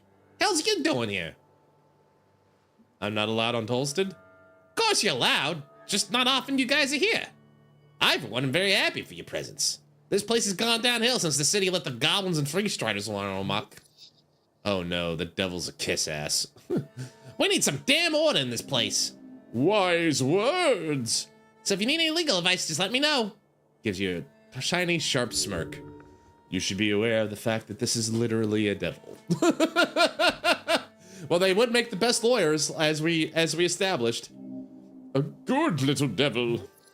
You can hear out any advice, just don't listen to it blindly.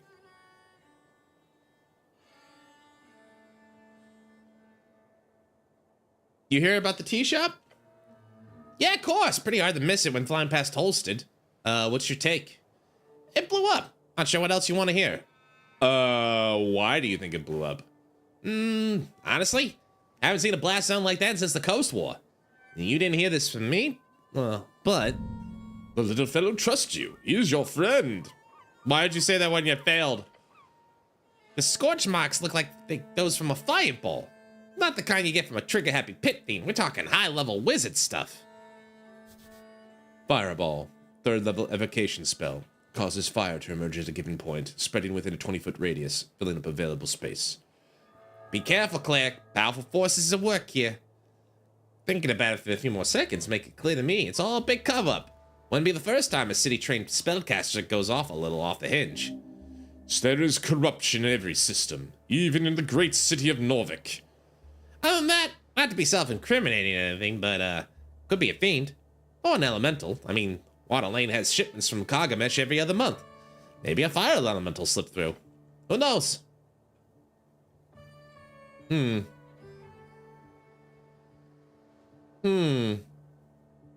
like the evil. I think it's a rogue spellcaster. Simplest answer. But I suggest having a chance with the owner of the cheese shop. Who knows what feathers are ruffled, eh? Gives you an ominous chuckle. Citizen? Even devils are citizens in this grand experiment we have here. Oh, I can prepare spells. Also, there's a dead body, apparently.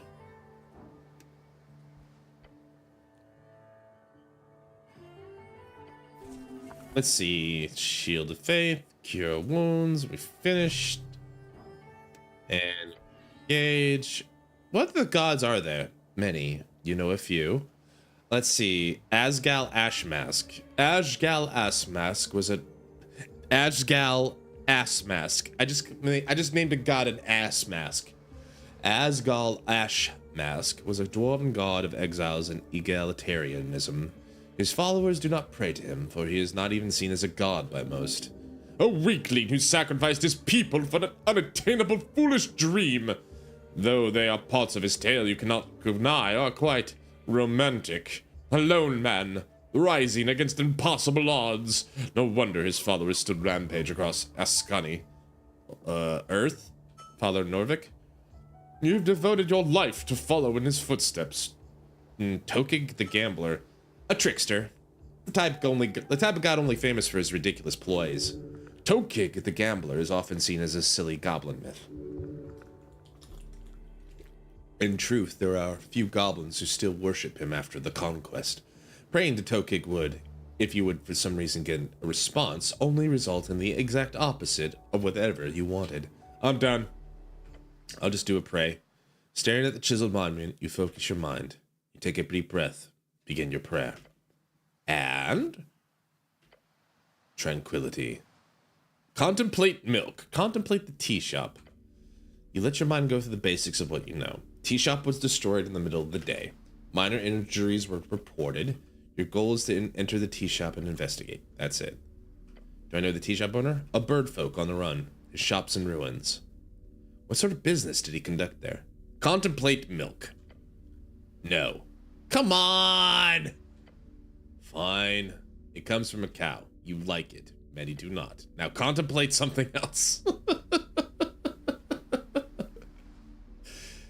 Contemplate the election. You're the first election. Your vote won't matter. Your vote will be the most important of all. Ask those around you what they will vote for, and you might find your own voice along the way. Contemplate my class. Identity is not easy. It's everything, from faction to home life to street. What you choose might be a first step. Choose wisely. How did I fall in that water? It was not an accident. You were not so clumsy. But the question here is not why you fell. The question is, why do you live? Can I return here when I have more things to think about? Always. Alright, well, I'll finish my prayer then. You do so. I'm done for now. So... we got a pipe. Got a pot. Something's inside the old vase. Money! That'll buy me some tea, right? tea shop that blew up. Your purpose on Tolstead is to investigate the exploded tea shop. Locate this establishment. Gain entry. Locate the Birdman and find out what he knows. Find a service provider. Look curious. Alright. There's so many paths to do, but we'll figure it out in our own way. Shard. Of what? A Yor shard. You heard about these. A bright rock. It fits in your hand nicely. This can be found all over Norvik, so some speculate they are all shard of Yor's pillar. To untrained hands, they have no inherent value, but you might use these to alter fate itself. Spend in dialogues to unlock dice checks. Interesting.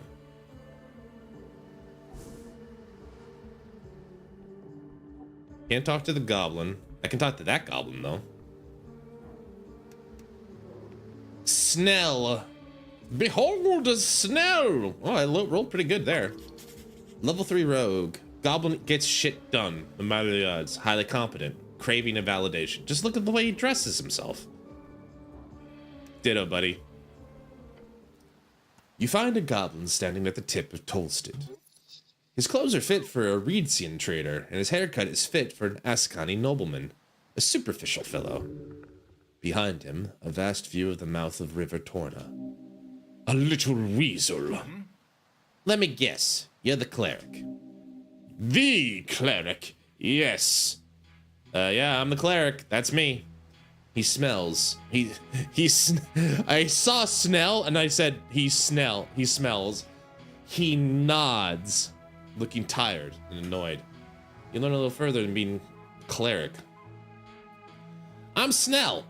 Oh, you can choose multiple classes, huh? I'm Snell, runner and handler of the HWBT. Old lady's been waiting for you.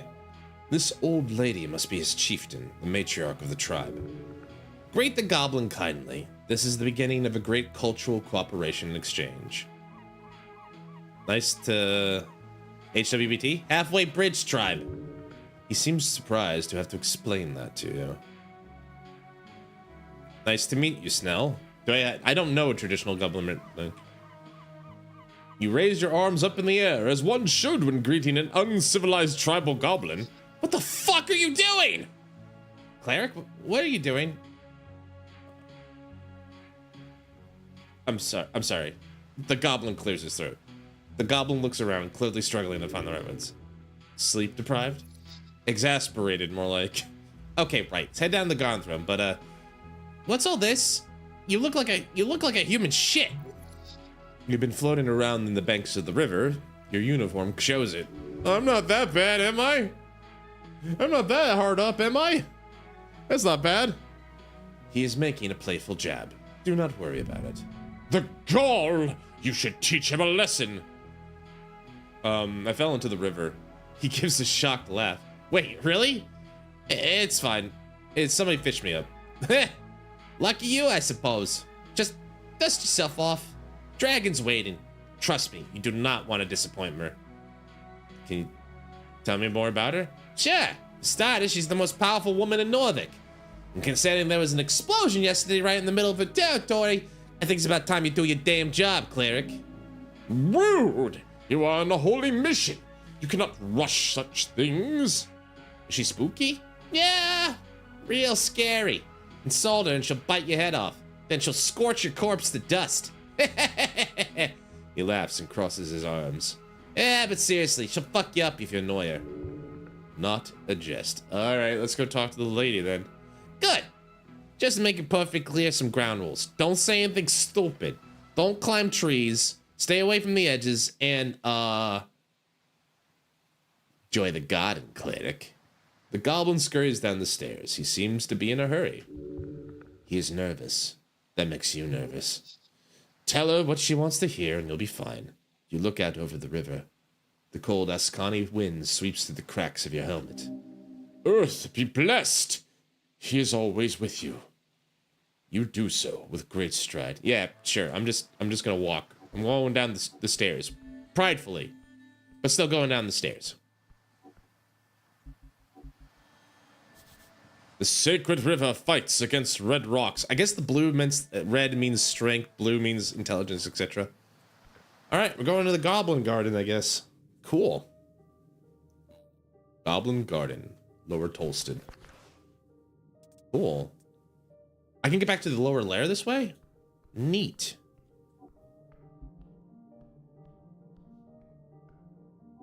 Interesting. Interessante. They won't talk to me. What is it? There. So I'm here. If I go up and around, I can get to the lower lair? Cool.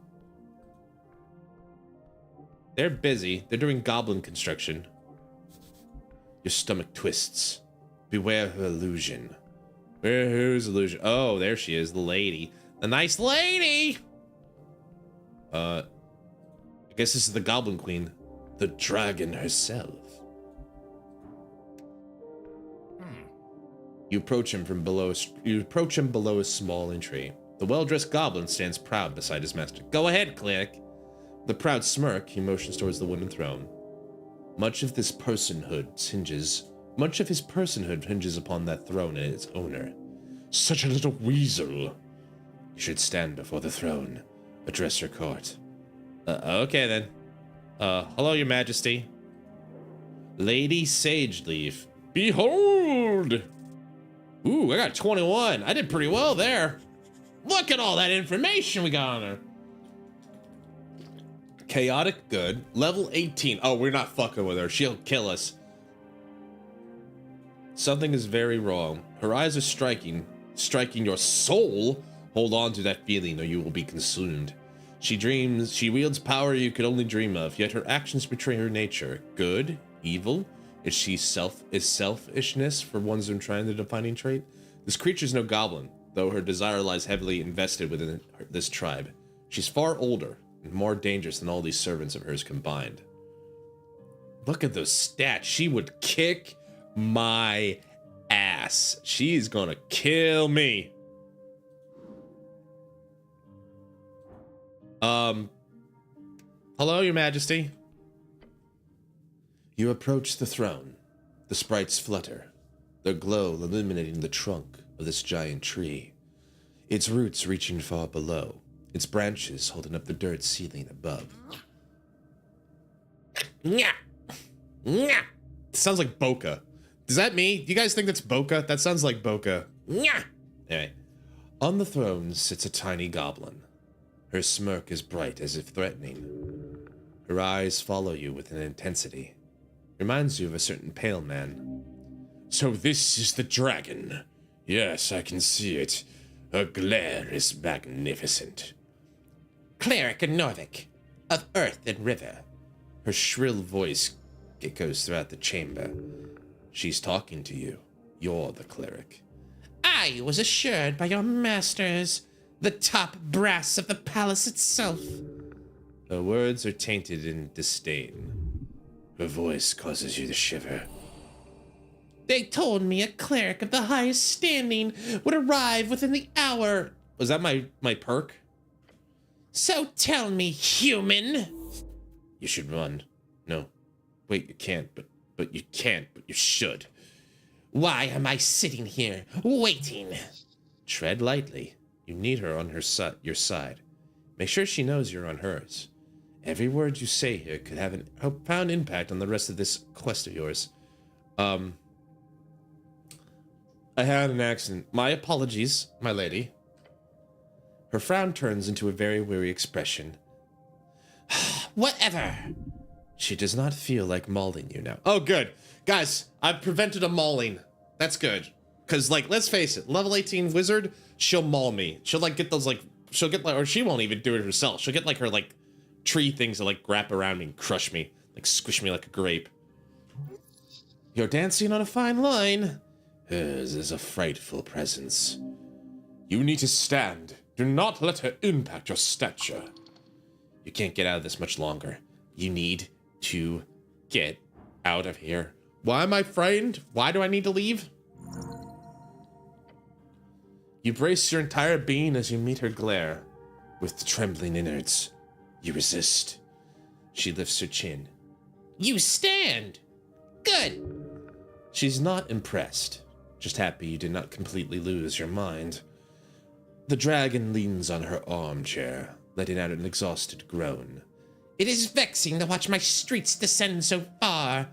Are you even aware, cleric? A local business caught up in an inferno in the middle of the day, right on Pillar Road. My road! The way she says that causes you to tremble. And yet, Magistrate Darrow, She spits out the name like it's a curse word. he alone believes the Halfway Bridge tribe does not have jurisdiction over this particular location. She appears to have been stewing over this annoyance for some time. Her anger is pure and intense. She is trying to reel it in. Why does Darrow say that? Because he is a fool born out of nepotism and alcohol. Sick burn. Horrific slander! Where is your usual jurisdiction? She leans back and picks something from between her fangs. I have an official recognition of law on Lower Tolstead. The definition of that has always been vague. Some see it as anything below ground. Some see it as below water level. And where exactly is the tea shop located? She glares at you. It is, or was, rented out of a corner on the central fort, just above the holes next to that pillar. The holes, common slang for the central spire of apartments in Tolstead. The lower ones are less fancy.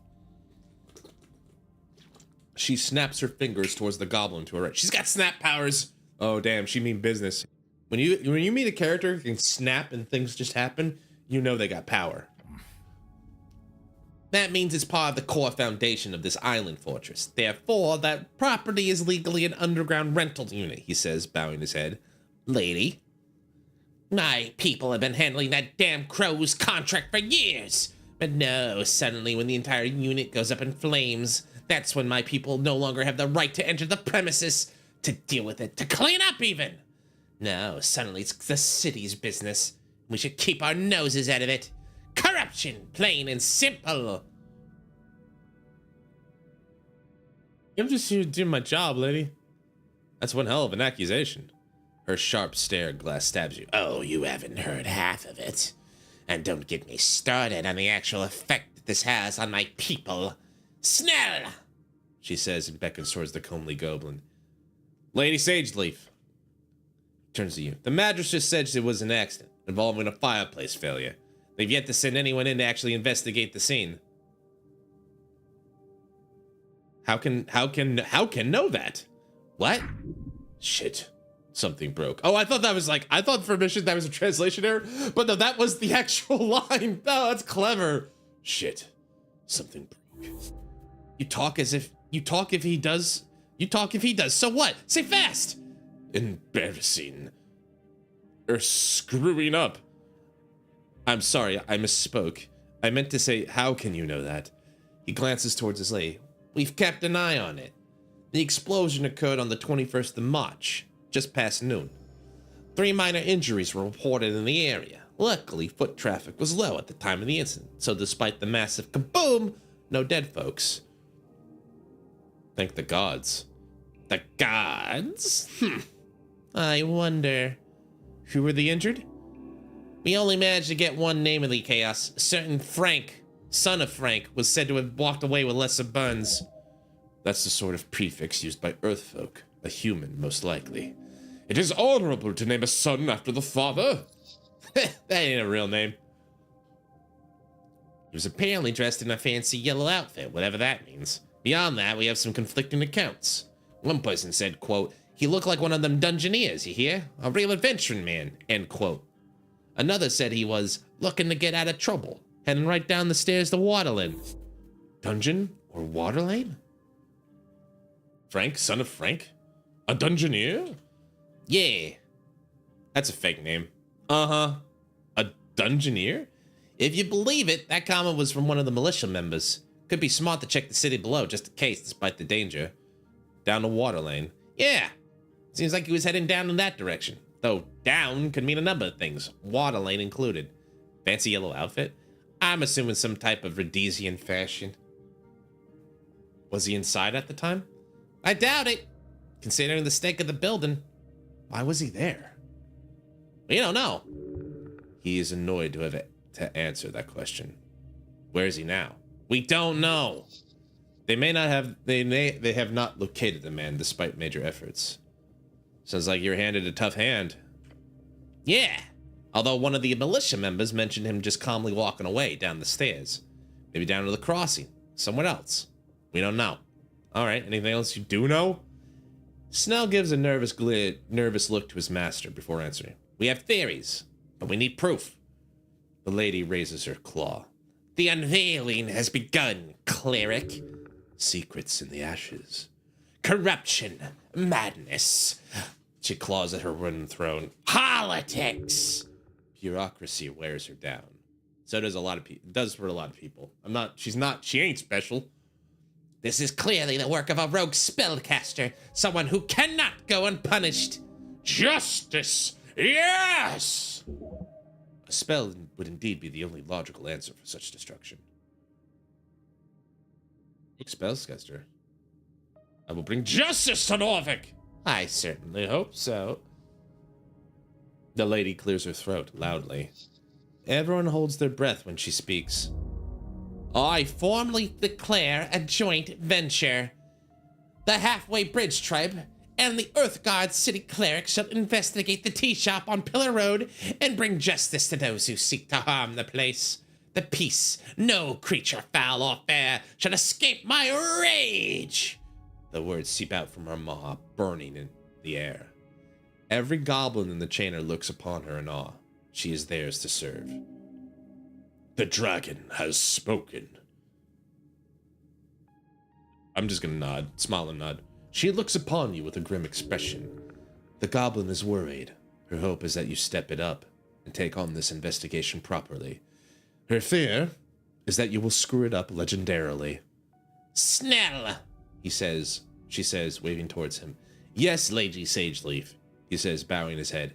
You're the handler of this case. You've worked on it since the explosion. You know more than anyone. Ooh la la, complimented by his queen. I want you to represent the tribe in this venture. His face lights up. A goblin and cleric. Together you will have access to both Upper and Lower Tolstead. You're gonna have the pretty boy round? Damn, I thought there was gonna be fun. His expression is that of shock. He did not expect this. Do not disappoint me, Snell. It appears you've received a party member on your divine mission. Sad it had to be a damn goblin. I've always wanted a goblin of my own. New member to the party! Hooray! He ignores you. The goblin takes a deep bow. Yes, Lady Sageleaf, your will be done. The mystery of the tea shop will be uncovered. The sooner, the better. First priority is the tea shop. We need to gain access. So this guy is our Kim. Your new goblin companion gives you a quick lift. Let's go, cleric. Snell has joined you as a companion. You can speak with him if you need help finding your way across Tolstead. The lady is keeping information from you. You should investigate the tea shop thoroughly. You should also look for the witness. Yeah, Frank, just in yellow. He winces. Gosh, that's funny. Either over on Waterland or down in the city below. Yeah, the port of the dungeon. I suggest the port, since it's slightly less life-threatening, generally speaking. How do I get access to the tea shop? Talk to your boss, Darrow. Well, I guess he's not your direct boss or whatever, but you need to get an audience with him if you want to get inside the tea shop. And where's the tea shop again? You know the massive pillar stretching endlessly up into the sky? Yeah, west of that. The pillar is the centerpiece of Norvik, a glorious esoteric monument, one Earth gladly kept in his new city post-reconquest. The pillar. Cool. Got it. Great. You ready to go then? Let's go. Yeah, let's go. Neat. All right. Autosaving. Oh, hold on. But before we do that, let me look at this question tree. A lot of things opened up. The tea shop that blew up. The Star Witness and the ruffled feathers. The Dragon of Tolstead. You're here on requested Lady Sageleaf. Go see her. She's in Goblin Garden. So you finished that. Cool. Cool. No root, but I guess it counts. And the incense, journal, spell books. All right. So if I go this way, This takes me to lower layer. That's where I started, right? Biskin's Lich House must be located within these walls, just a bit further up. This is the other side of the tree. Okay. Slightly broken standard issue Earthguard blade. A glow glass. Very common magical item. Lose wisdom, gain strength. This is +1 constitution. Could be useful in manly pinch. Not good for a fight, though. Standard issue 1 Uthgard blade. Lightweight, crap quality, makes you feel like a big man. Agent of the state. I'm a big man! It's also broken in half. But if you lean, tactically, you might be able to hide that fact from your enemies. I got a broken blade. Or I got a hammer. Alright. Let's see, we got some other stuff. Wait, where's the zombie? Ported goods. The receiver is marked as Whib. Basket of apples. Some look okayish. I got apples. More apples, apple boy! Cool. So what happened to the Zombo? Uh-oh. Almost empty box, except for a stale treat and a pouch. Bardenium treat. Crate filled with sand.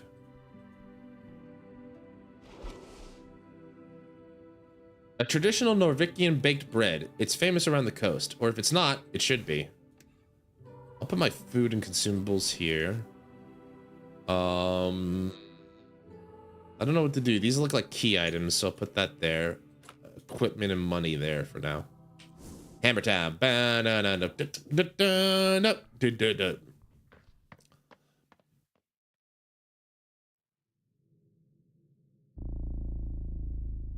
City below. The city below the city.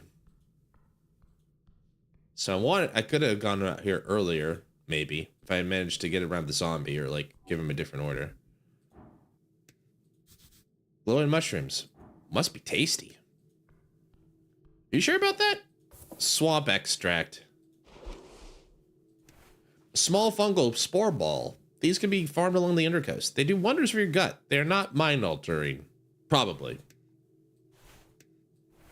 Okay. Good to know, I guess. Alright, down the spiral staircase. Taking a step forward. You touch a thin cord. Something soft latches itself around your ankle. A contraption is now in motion. Oh! Oh! Guys, I think I might have sprung a trap. There's no time, it is up. Huh? Avoid the trap? Somehow made it. What was that? You throw your body back, slithering out of the rope before it tightens. The instant you do, you watch the rope snap and twirl around the edge of the staircase, disappearing into the darkness below. Whoa! That was close. Too close. I didn't see it either. Nasty trape. Your companion looks disturbed. Keep going. I didn't see the trap either.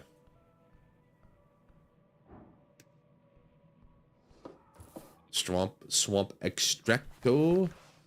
Alright. There seems to be something over here. Watch out for traps. Is that a rat? It's a rat! Hello, guy. A rat! It's not really running from you. White rat. I got a rat! A white rat. It acts shyly, but approaches you nonetheless. It looks like it doesn't really want to get grabbed to you, but it also doesn't want to fight it. Instead, it just follows along. Sort of not very happy with the situation, but what can you do? Indeed.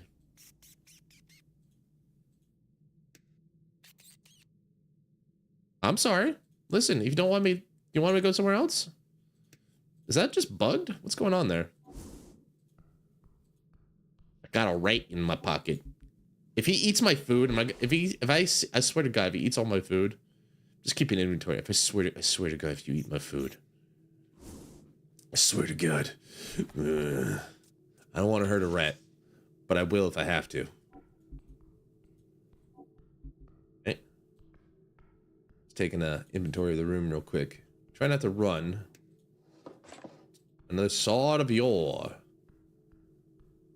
Alright, even more stairs and even more stuff. The wall here. It's a door. You detect something unusual about this section of wall.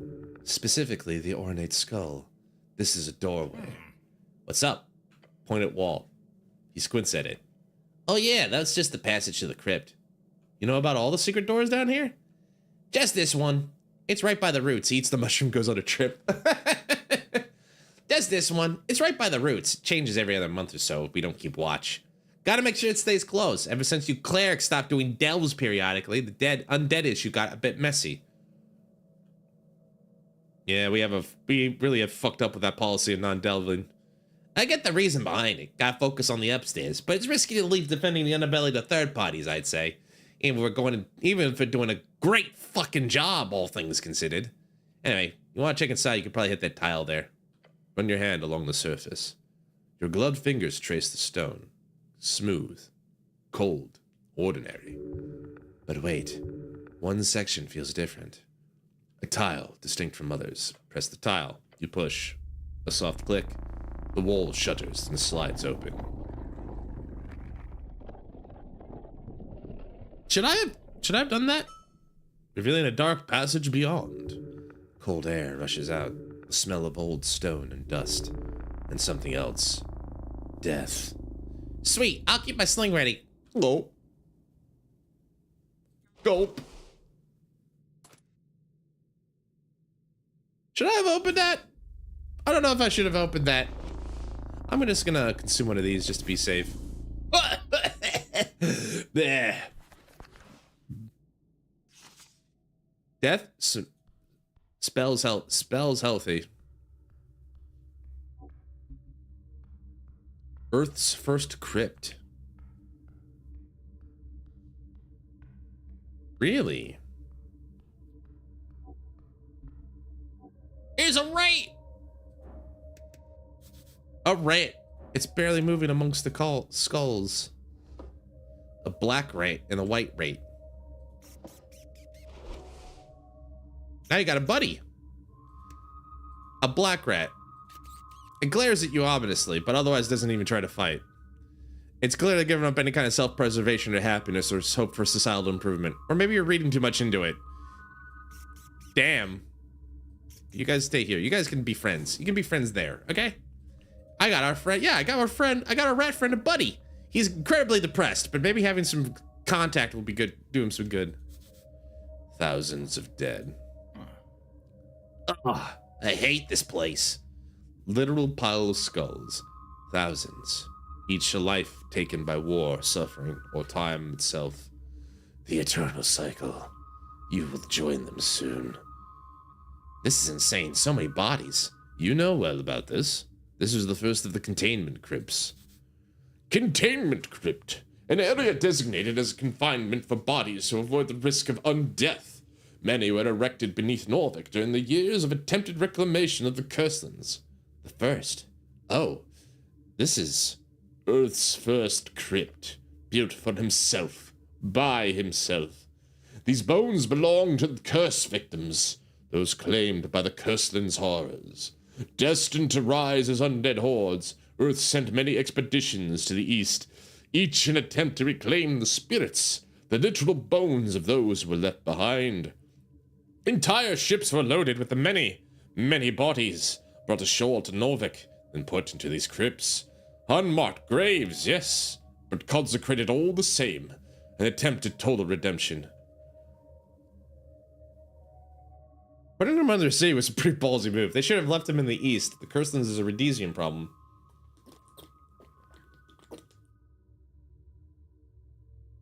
He did his duty, doing his best to cleanse the world and free the spirits. I'd like to be optimistic about the god. Indeed. And as you can see, it was a success. These bones do not move. They're not held in the crazed vitriol of negative necromantic energy. They are at rest, even in this horrid state. So are all these people who died in the Curselands? Yes, the greatest tragedy of your people. And this is how they ended up. Simply due to the issue of numbers. They were too many bodies to give proper burial rites to each of them, even after burning the flesh.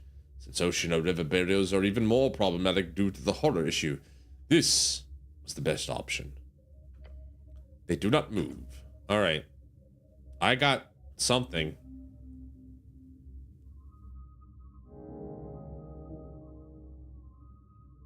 Level advancement. Level 2 reached. Ability score +1. Hit points die. Hit points 5. 1 hit die. And I got a level 2 spell slot. Great. So what should we do?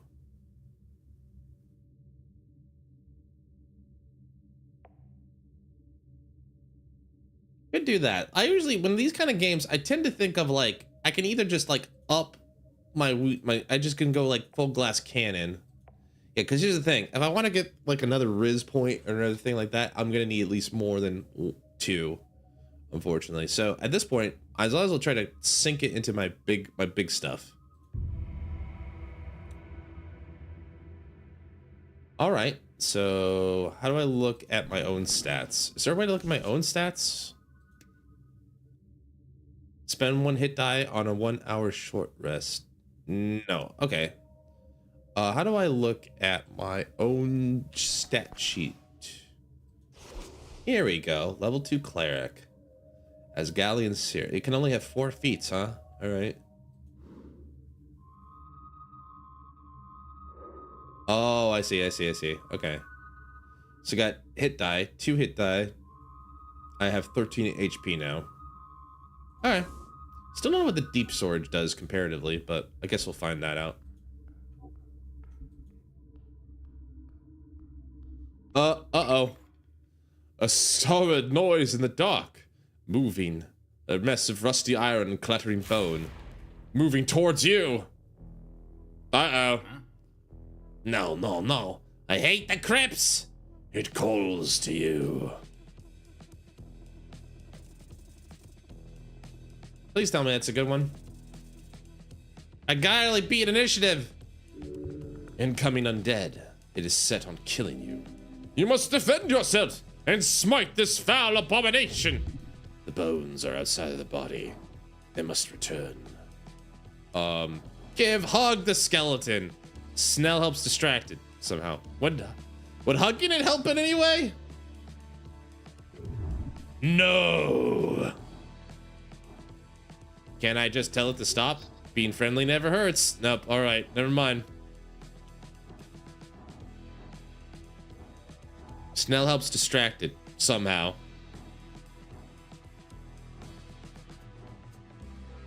All right.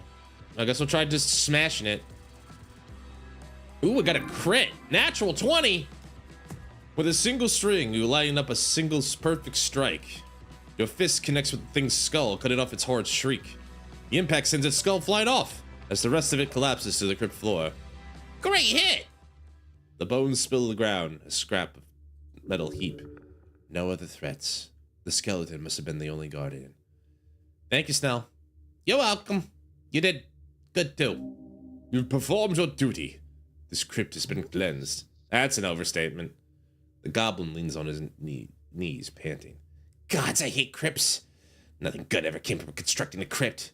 You either get cursed a place filled with death or a meat grinder filled with undeath. I mean, they can be a little cozy. Are you insane? Look at this place. It's like... A bang from somewhere far away echoes down the hallway. The goblin jumps. A shiver down your spine. Then the chamber grows silent once more. A scent of death still lingers. He clears his throat. Fuck this place. Let's go. Hold on. I have to make sure this warrior gets what he deserves, which is some good old-fashioned looting. Some respect. Right, I get it. I'll do what I must. So I didn't use this weapon at all. Or is this not like a weapon? Not good for a fight, though. So I didn't even get to use it as a weapon.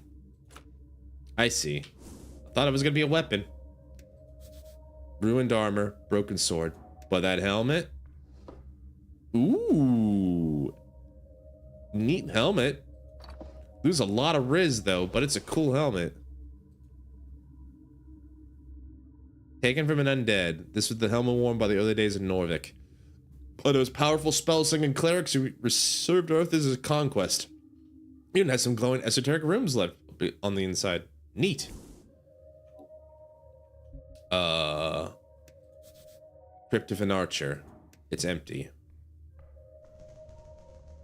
Wait. That was the thing I saw before. What is that?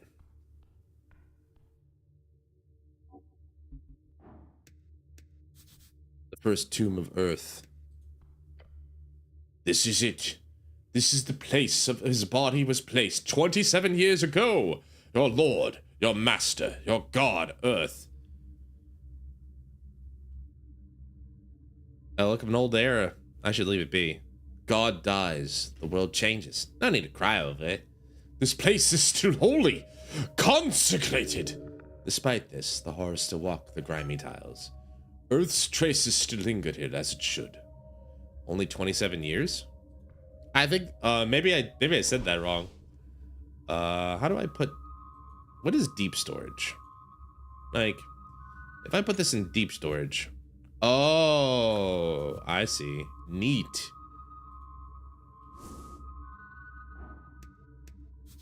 A mace? A mace? You reach out for the mace. It is cold. Colder than iron permits. The metal feels wrong. Got yourself a nice weapon, eh? As your gloved hand wraps around the handle, a chill runs up your arm. Not just cold. Something else. A presence. Wait. Prison pocket? Not really. Also, ads are starting. Thanks everybody for hanging out with me tonight. I'll keep doing this a little bit. Turn around. Nothing. Just the empty crypt. But you saw something. I did? I wasn't paying attention. The corner of your eye. A figure. Watching. You good? Goblin looks at his son. Did you see that? See what? He glances around the crypt. There's nothing here but dust and bones. You look down at the mace. It is ornate. Well crafted. Yet, your body seems to fail when you hold it. Something is very, very wrong with it. Is it cursed? Did I just get cursed? No, it's there. Again. The figure. In the periphery. Spin around. Nothing. Gone. But you know it was there. You felt it. This thing's on. I think someone died holding this. Well, yeah. Decent theory. No, I mean, they're still here. The goblin goes quiet. Oh, that's worse.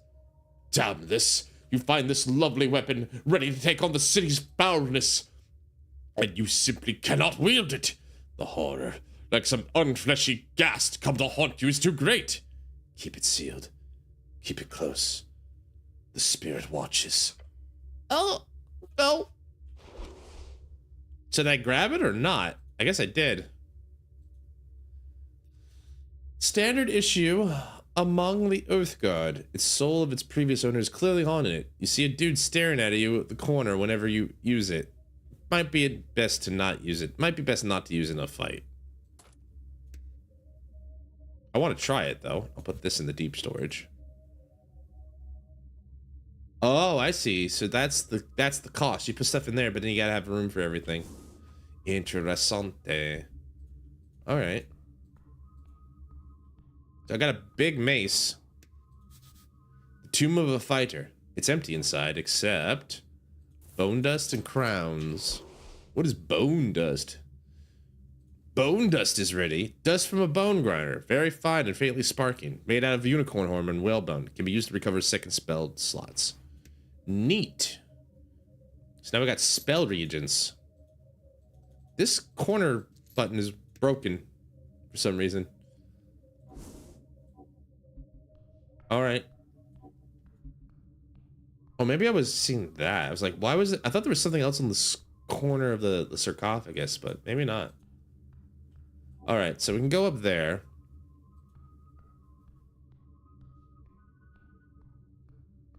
Maybe I should. Curious now. I'll need some type of key here. Okay, it's locked. Yeah, what's a little terror, you know? I'm just having a guy come around with me. I'll find an exorcist. I'm a cleric. I'm fine. I thought there was a coin on the floor. I thought so too. But no, that's just the cursor. I'm being stupid. All right, so I did all that. I didn't even get to like check the rest of this.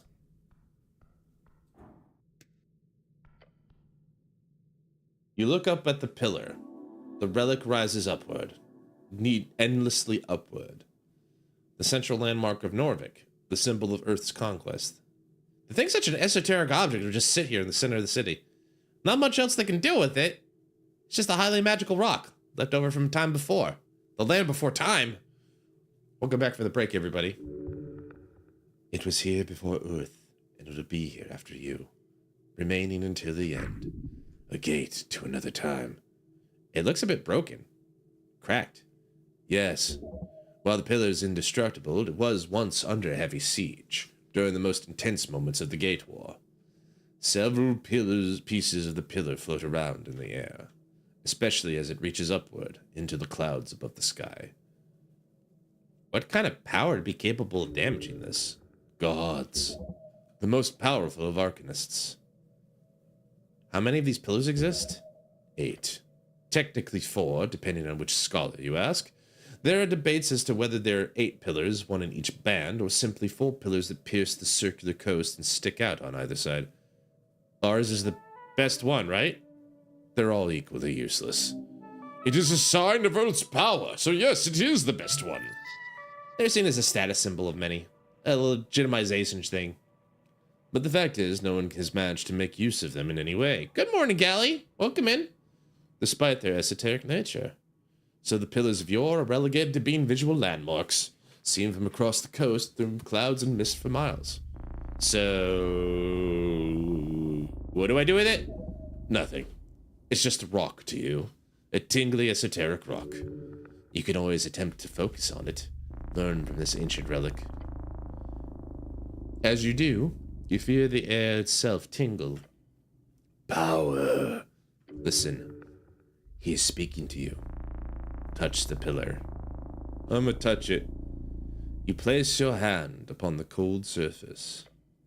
Your body quakes, standing in awe of this ancient object. How many battles do you think it has seen? How many deaths? How many noble sacrifices given to one's god or king or people? The thoughts stir in you a deep sense of longing. Perhaps one day you will join that sacred sensation. Perhaps right now. Shh. The goblin's impatient. Pocket watch tingles. I'm gonna try. Is disadvantage? Here's a disadvantage. Your gloved hand presses against the surface. You find the will to listen, to bear the burden of that solemn voice. Silently mumbling the same words as always, to your god, to your people, and this great city. It fades. The voices grow, not in size, but in number. Some of them join in your prayer. Some dismiss it. Some hate it. Before you a dark landscape stretches, covered in the bodies of the damned and the waiting, their souls on display for judgment and callous sorting. Among them you see one face turned to look at you. At first you believe it to be him. Then you understand, as the man, who appears to be both younger and older, gives you the kind of look of regret a father would, having seen the return of a lost child. He turns to face the stairs. You watch him go. Again. Again. Again! Your heart is racing. Blood pumping. You get a grip. The vision is faded. Whatever you saw, it quickly disappears, deep into your skull. The pillar does not whisper here. It screams. Go down, further down. You understand plainly. There's more to this pillar you need to investigate. And in time, and further below. Finish up. That was a bit creepy. We got a lot to do here, apparently. So I was going down there towards the roots. Is that the right thing to do? I'm still trying to figure out where I'm going in this place. It's kind of it's a little bit of a maze, a little bit of dungeoneering. That's fine. I saw that. I also saw this. brushed by it before initially because I didn't know if I should go down there or keep going, but...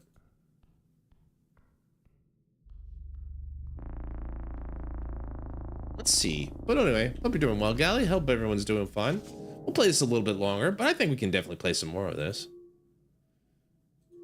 Is it trying to tell me what I'm seeing here? Oh, this is what you're showing me. This looks like a D&D game, because it is. There's a rhythm to Jor's realm. You heard his voice. Find it at his closest pillar. It reaches deep. Investigate it on every level. Okay, so the idea is to keep going, huh? Also, thanks for five streams, Gally. That's very nice of you. I hope you're doing well. I saw you were playing Dragon Quest earlier. Hope that went well. Seemed you were having a good time.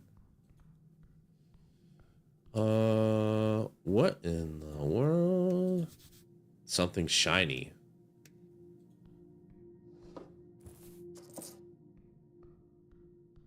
Grounds? Is someone living down here? What is that? Oh, there's a miner. There's someone living down here. Calendar. It's out of date. Embedded upon this altar, you see a circular stone slab. Got to see more of the Frosty crew in my stream. That's great. I'm really glad you're doing well, Gally.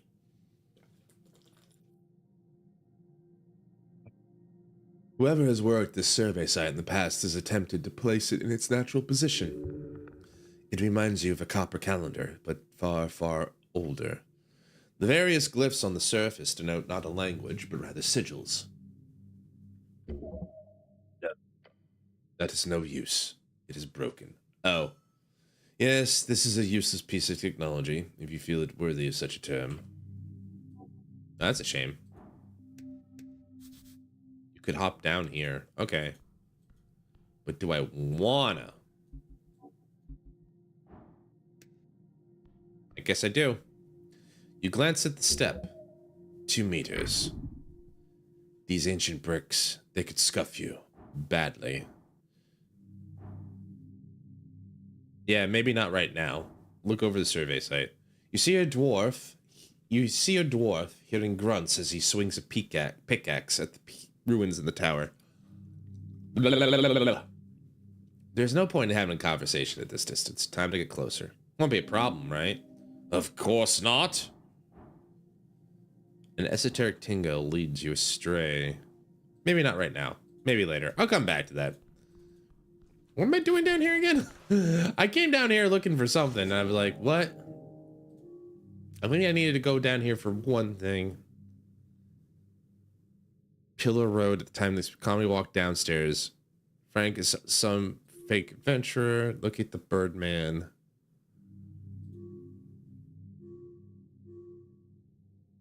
Maybe Snell will... Maybe I should ask the goblin, our goblin friend, what I should do. Hey, goblin friend, what should I do? You approach your companion. Let's go on with it. Let's get on with it. Fine, where are we doing again? Apart from disturbing the peace, what do you want to know? Tell me again about the tea shop? Again? Want me to go over the general stuff again? Yes, please. Sure, okay. Ugh. Tea shop blows up in Tolstead. Tolsted's this place, right here. Sure, yeah. You see pain across the goblin's pointy face. It's a district in the city. Like in the center of the city, in the river. Not intensely. Okay, so again, midday, the 22nd, reports of a building local tea shop on Pillar Road. Militia arrives in no time, puts out the flames, keeps them from spreading, etc. Few injuries, no casualties. Tea shops are often popular gathering spots for rebellious youths and activists. Turns out the shop was closed at the time of the incident. The city declares it a fireplace failure. The HWBT disputes it, asking for a cleric to check the esoteric circumstances. Sarah Cleric arrives late. That's you, by the way, just to be mind-numbingly clear. Now, I don't know about you, but tea shops don't explode out of nowhere. Right, before the election, too? Whole thing stinks. I have a hang of the situation now, thank you. Then let's get going. All right, dang it. Well, I could ask him some more. I could be a little bit more snooty with him, but let's see. Thinking maybe we'll figure something out here. Oh, there was a fork here. All right. So what's on this side? A lot of ruins. Try not to run just in case there's another trap. Because traps would be bad. Oh. Let me guess. Can I not unlock? Could I not have unlocked this from the other side? Maybe I couldn't have. I guess we'll never know. I was too smart for the game. Ooh, is that a sword? Stand very still.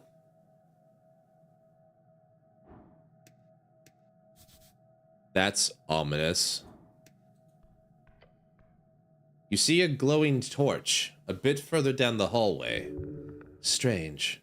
Something is wrong here. Cleric? Check for traps.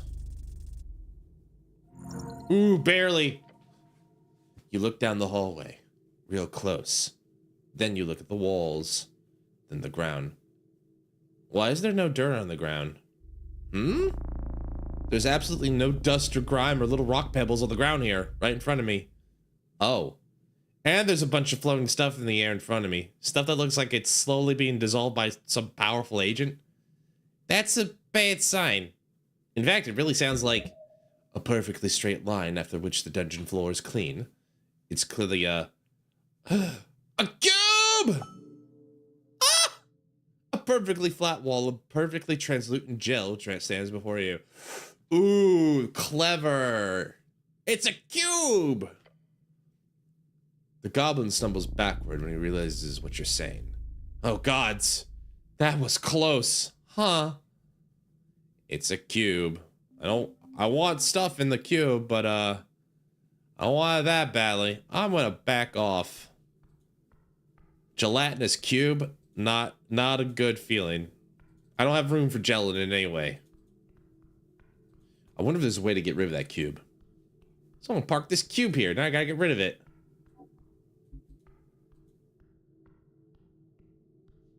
Snell? Okay, you're with me. I thought, like, getting cold feet, buddy? Click. That is not a good click. You feel the pressure change. A rushing wind causes you to be pulled just an inch further into the hallway. Then you notice the wall holes opening up. The goblin behind you is already in action. Back! Now! I'm dead.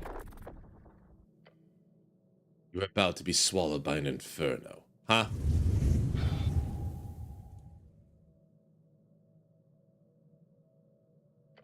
It is beating. Your heart is beating fast. Pain receptors overloaded. Throat sore. Scorched. But alive. The goblin coughs as well. His fancy jacket is cinched to the edges. I can't believe you're alive. You took that blast straight on. The goblin must have dragged you out of there. I can take anything. Cough up blood in your helmet. Sure you do, but just use some of that magic to heal yourself, alright?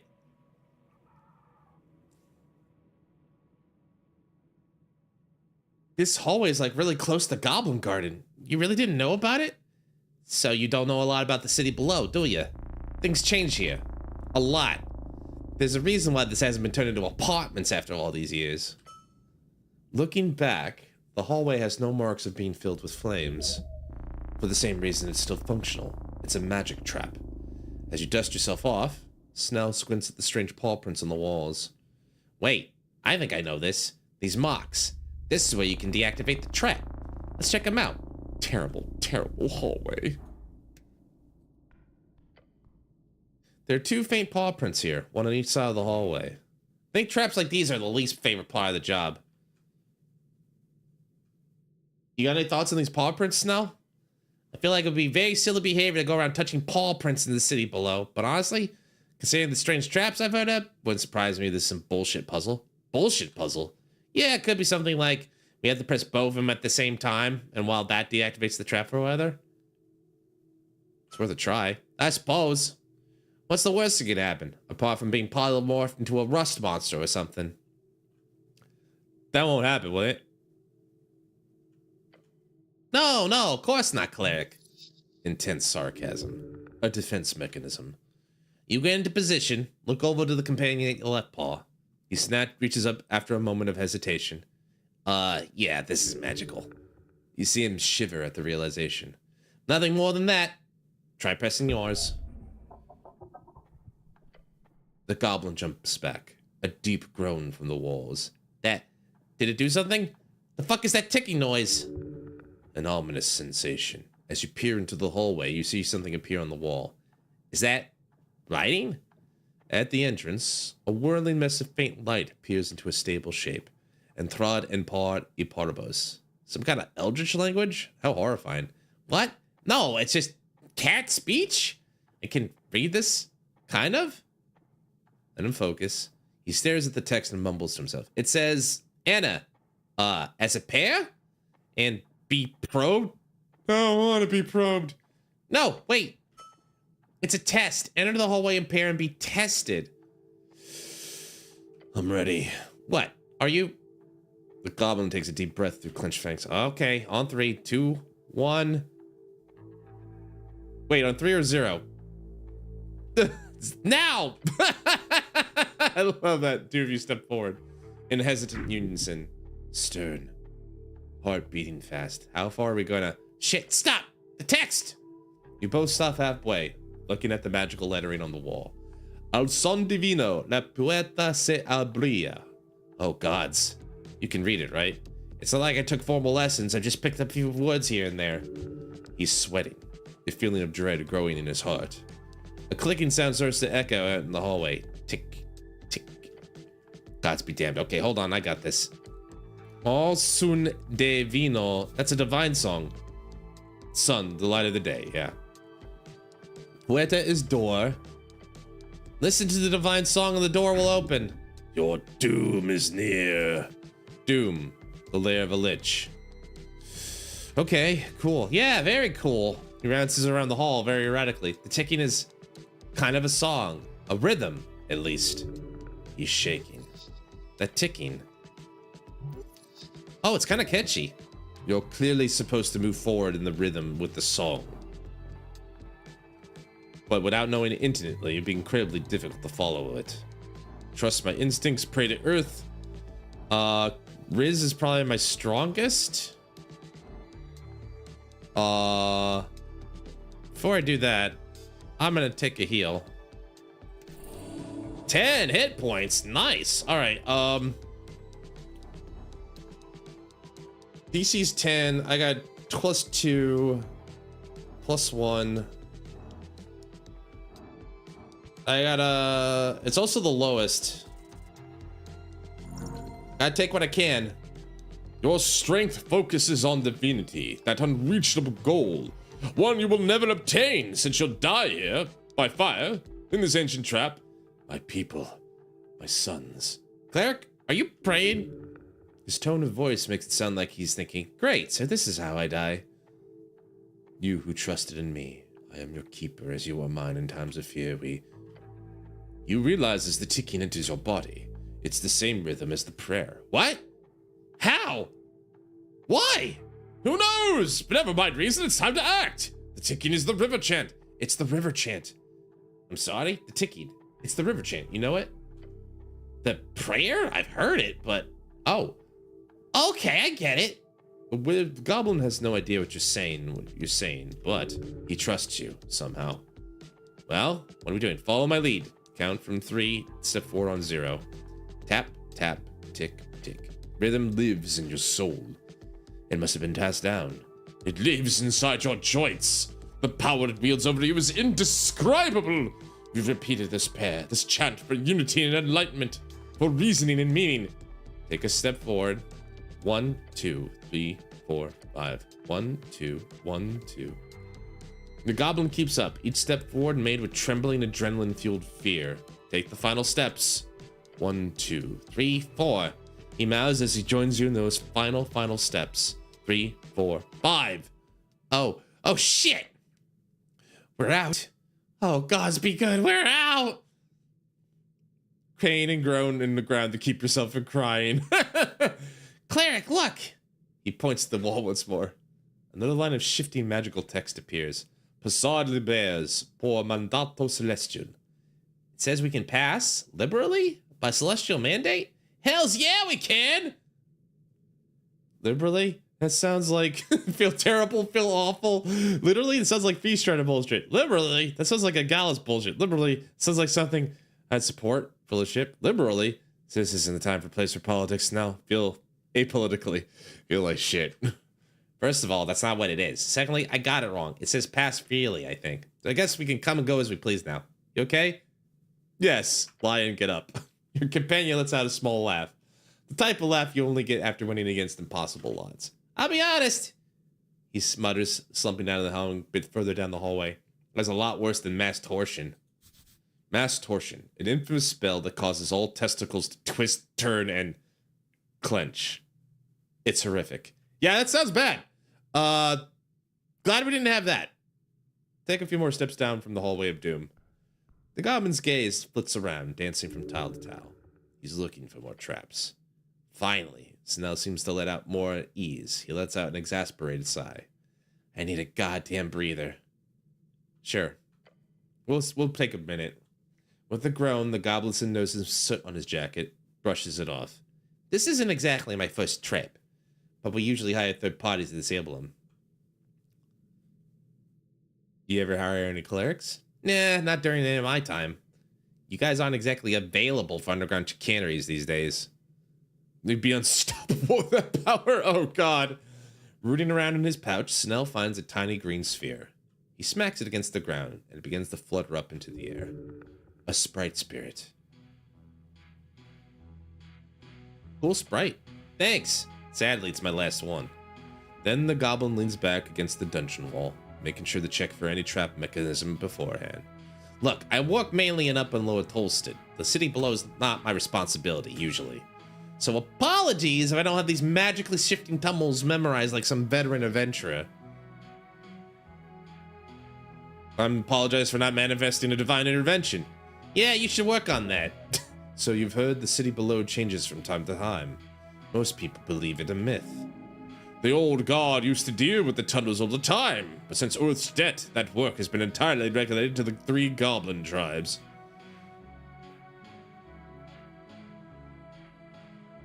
I thought the shifting tunnels thing was a myth. It's not. He states it plainly and quickly, as if he had to prove it often. Those who can survive the mass torture are the true believers.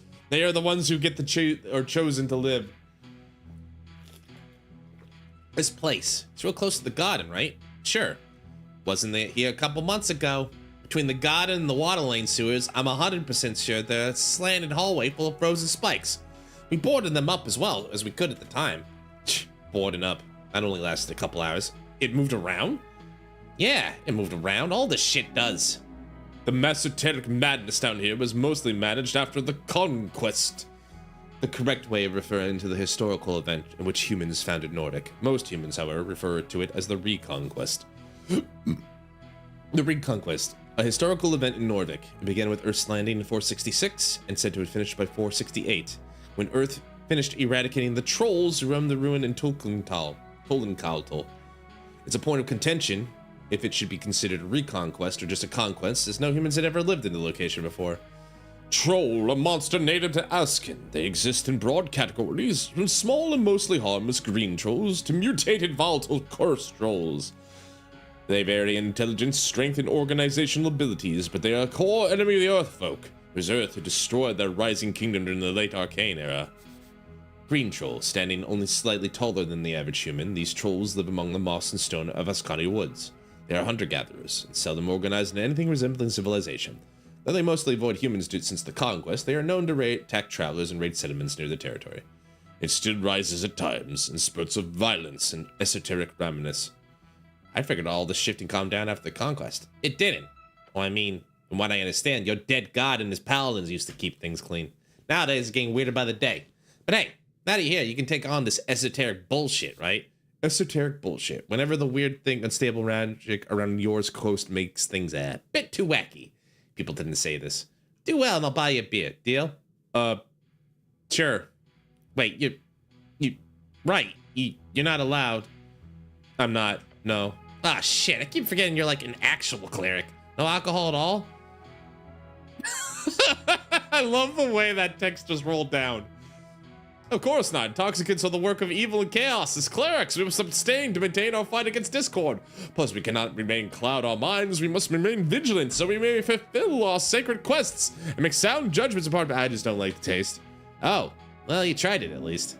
A shameful past. Those were the days. It just wasn't my thing. Yeah, it's not for everyone. Trust me, City Below is very esoteric. Snell is more than correct. The grand power present in these ancient walls is compounded over eras. All while the mystery of the pillars, these relics of the Great War of yore, is left as a whole in our collective understanding. We do not know why the City Below is so esoteric. We cannot know, not in any sensible manner. But if you listen, if you feel the vastness by sitting here, deep inside the belly of the whale, then you know all too well the mind-consuming truth. The City Below is alive. Nod. And it's also really fucked up, which explains why your beloved city would give up the property rights to a bunch of goblins, huh? Hey, Shogun, welcome in. He laughs. A sad laugh. And these last couple of years have been going more and more. Reed DC and Scala's been delving to study it. The old lady doesn't let him in on her turf, of course. Chasing them away is not one of my many jobs. Politely, of course. I'm not some syndicate gangster. But the other tribes are more accessing for a ton of coin costs.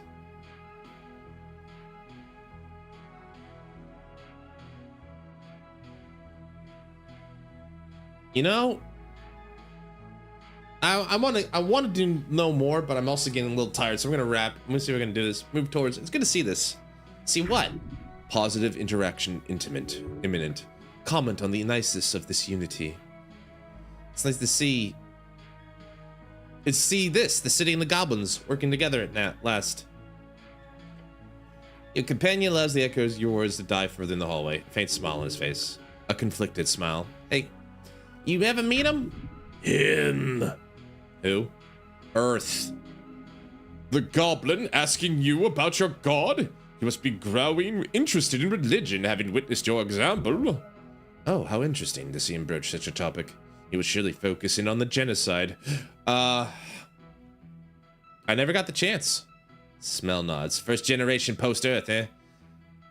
That's for the best. You know, never meet your heroes, right? I imagine those hedonists chanting Tokig's name would be too cheerfully returned either. Nor every other zealot raging across the coast for dead gods. The goblin spits out and leans against the wall. I always hated Earth. Excuse me? I grew up being told to be grateful. But let me ask you this, cleric. If you were the last of your kind, one of maybe 8,000 or 9,000 humans left in the world, and then you were told to be grateful to be alive just because the same monster that destroyed your entire culture also decided to let you live for some reason, would you be grateful? He speaks of the goblin genocide. The destruction of the goblin clans by Ascani, by Earth, around 50 years ago. 3 clans were then integrated into Norvik, with their new generation being put through human schooling. Ah.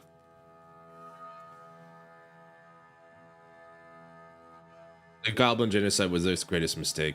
Let's add a mocking laugh. It's good to know our current predicament was due to a mistake. Thanks for clearing that up. There aren't many humans left in the world either, Snell. Sure. What is it like? What is it, like 80% wiped out during the Coast War? 90? I read about it. Sounds terrible. It was. I wasn't there, of course, nor were my ancestors. My people are all left the worst before the worst of it. We brought it on ourselves. Yeah, I don't know. I suppose you could view the Arcanus as a whole sort of outside force that caused the whole thing. But you know damn well they were human too. Then caused their own oblivion. Human, goblin, doesn't matter. We're all people. I think it all comes down to what we got today then. You have a city at least. We didn't get to keep our language. But guess I should just be grateful. Grateful. He's expecting nothing good to come out of your mouth. Should you be grateful? It is a hard question. A man should not simply lie down and take whatever subjugation arrives at the hand of a tyrant.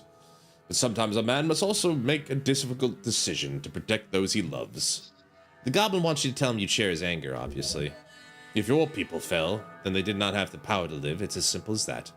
That should not lead to gratefulness. It should lead to apprehension. Grateful.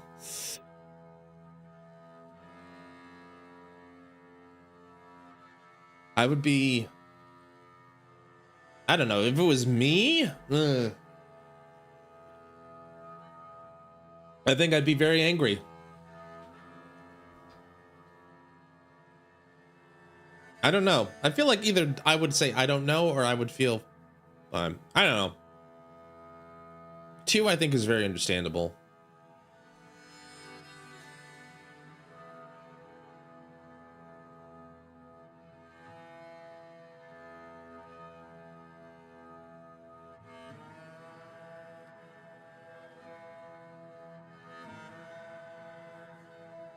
I don't think careful's it. I would be confused. I would be... I don't know. I would be confused. He nods. You wouldn't be alone. Snell clicks his tongue and gets up. Every goblin asks themselves that question. To be a Cran or not a Cran? The goblin who signed the Goblin Treaty.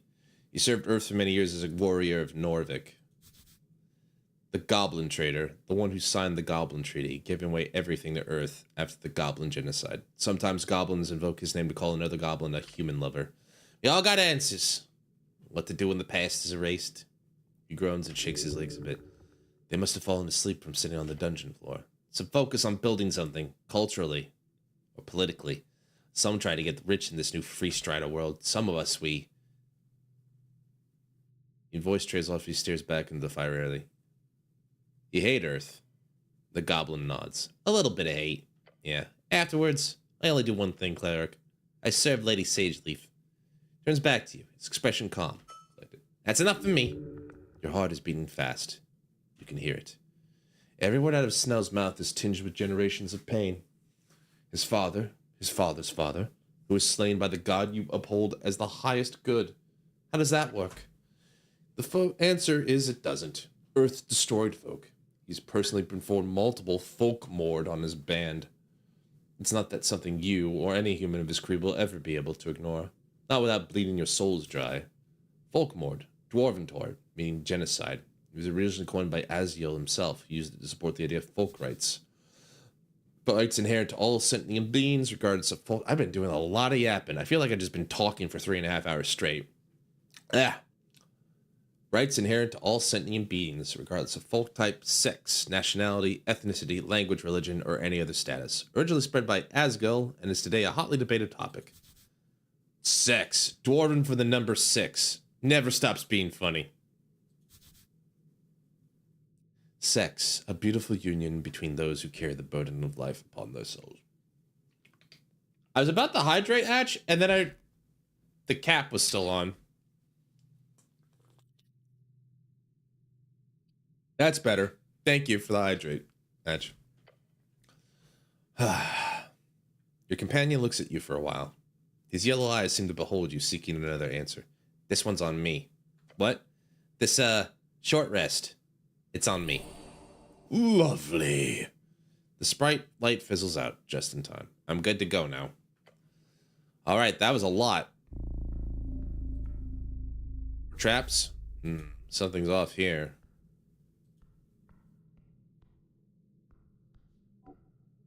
No traps. Wisdom clicked in. Wisdom kicked in, but that was it, huh? All right.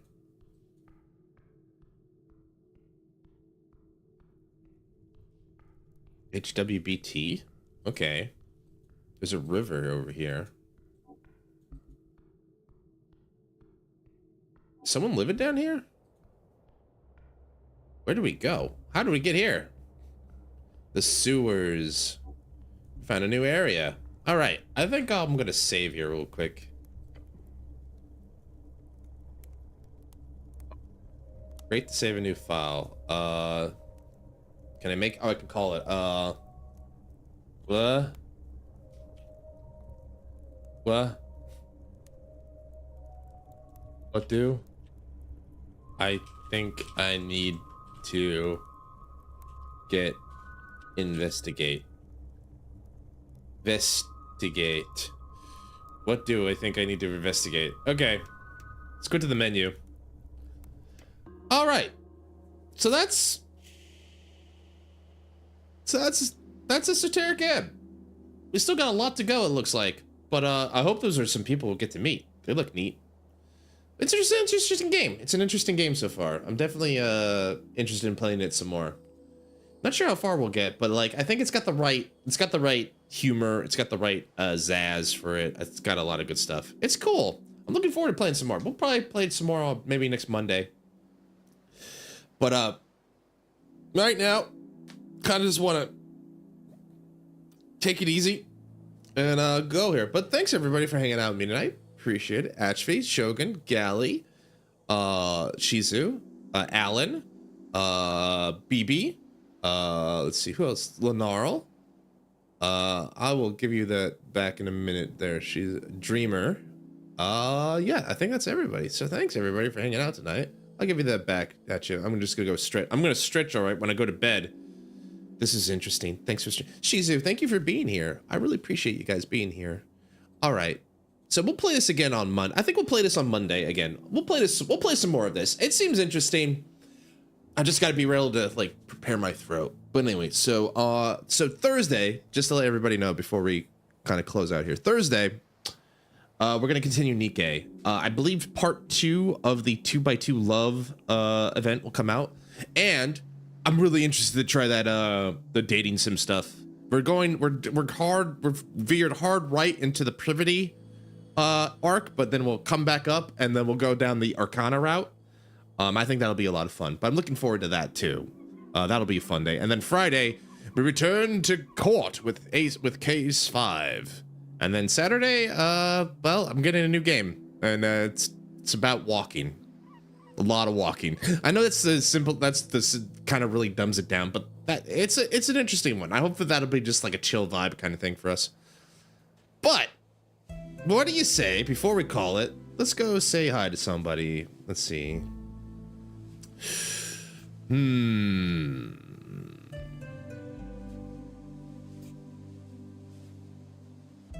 That's just.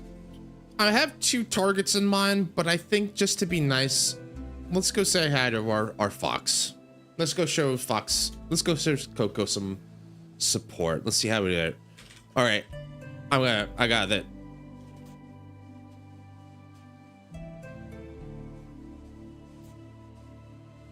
All right, today's raid message. More apples, apple boy. Let's go say hi to Coco, show her some support. She's doing a little bit of a subathon because she had some emergency funds, which I'm glad she's able to support herself. But let's make sure we go show some love to our resident Foxo. And as for me, I'm probably gonna get some sleep so I can run tomorrow when I get up, and then play more Jedi, as in like at work, not with like the lightsaber or Star Wars or anything like that. But anyway, but this is fun. I had a great time. I'm definitely looking forward to more. I'm glad you guys enjoyed it too. So I'll see you next time. But until then, take care of yourselves. Take care of each other. Take Toku! Itekimasu! See ya.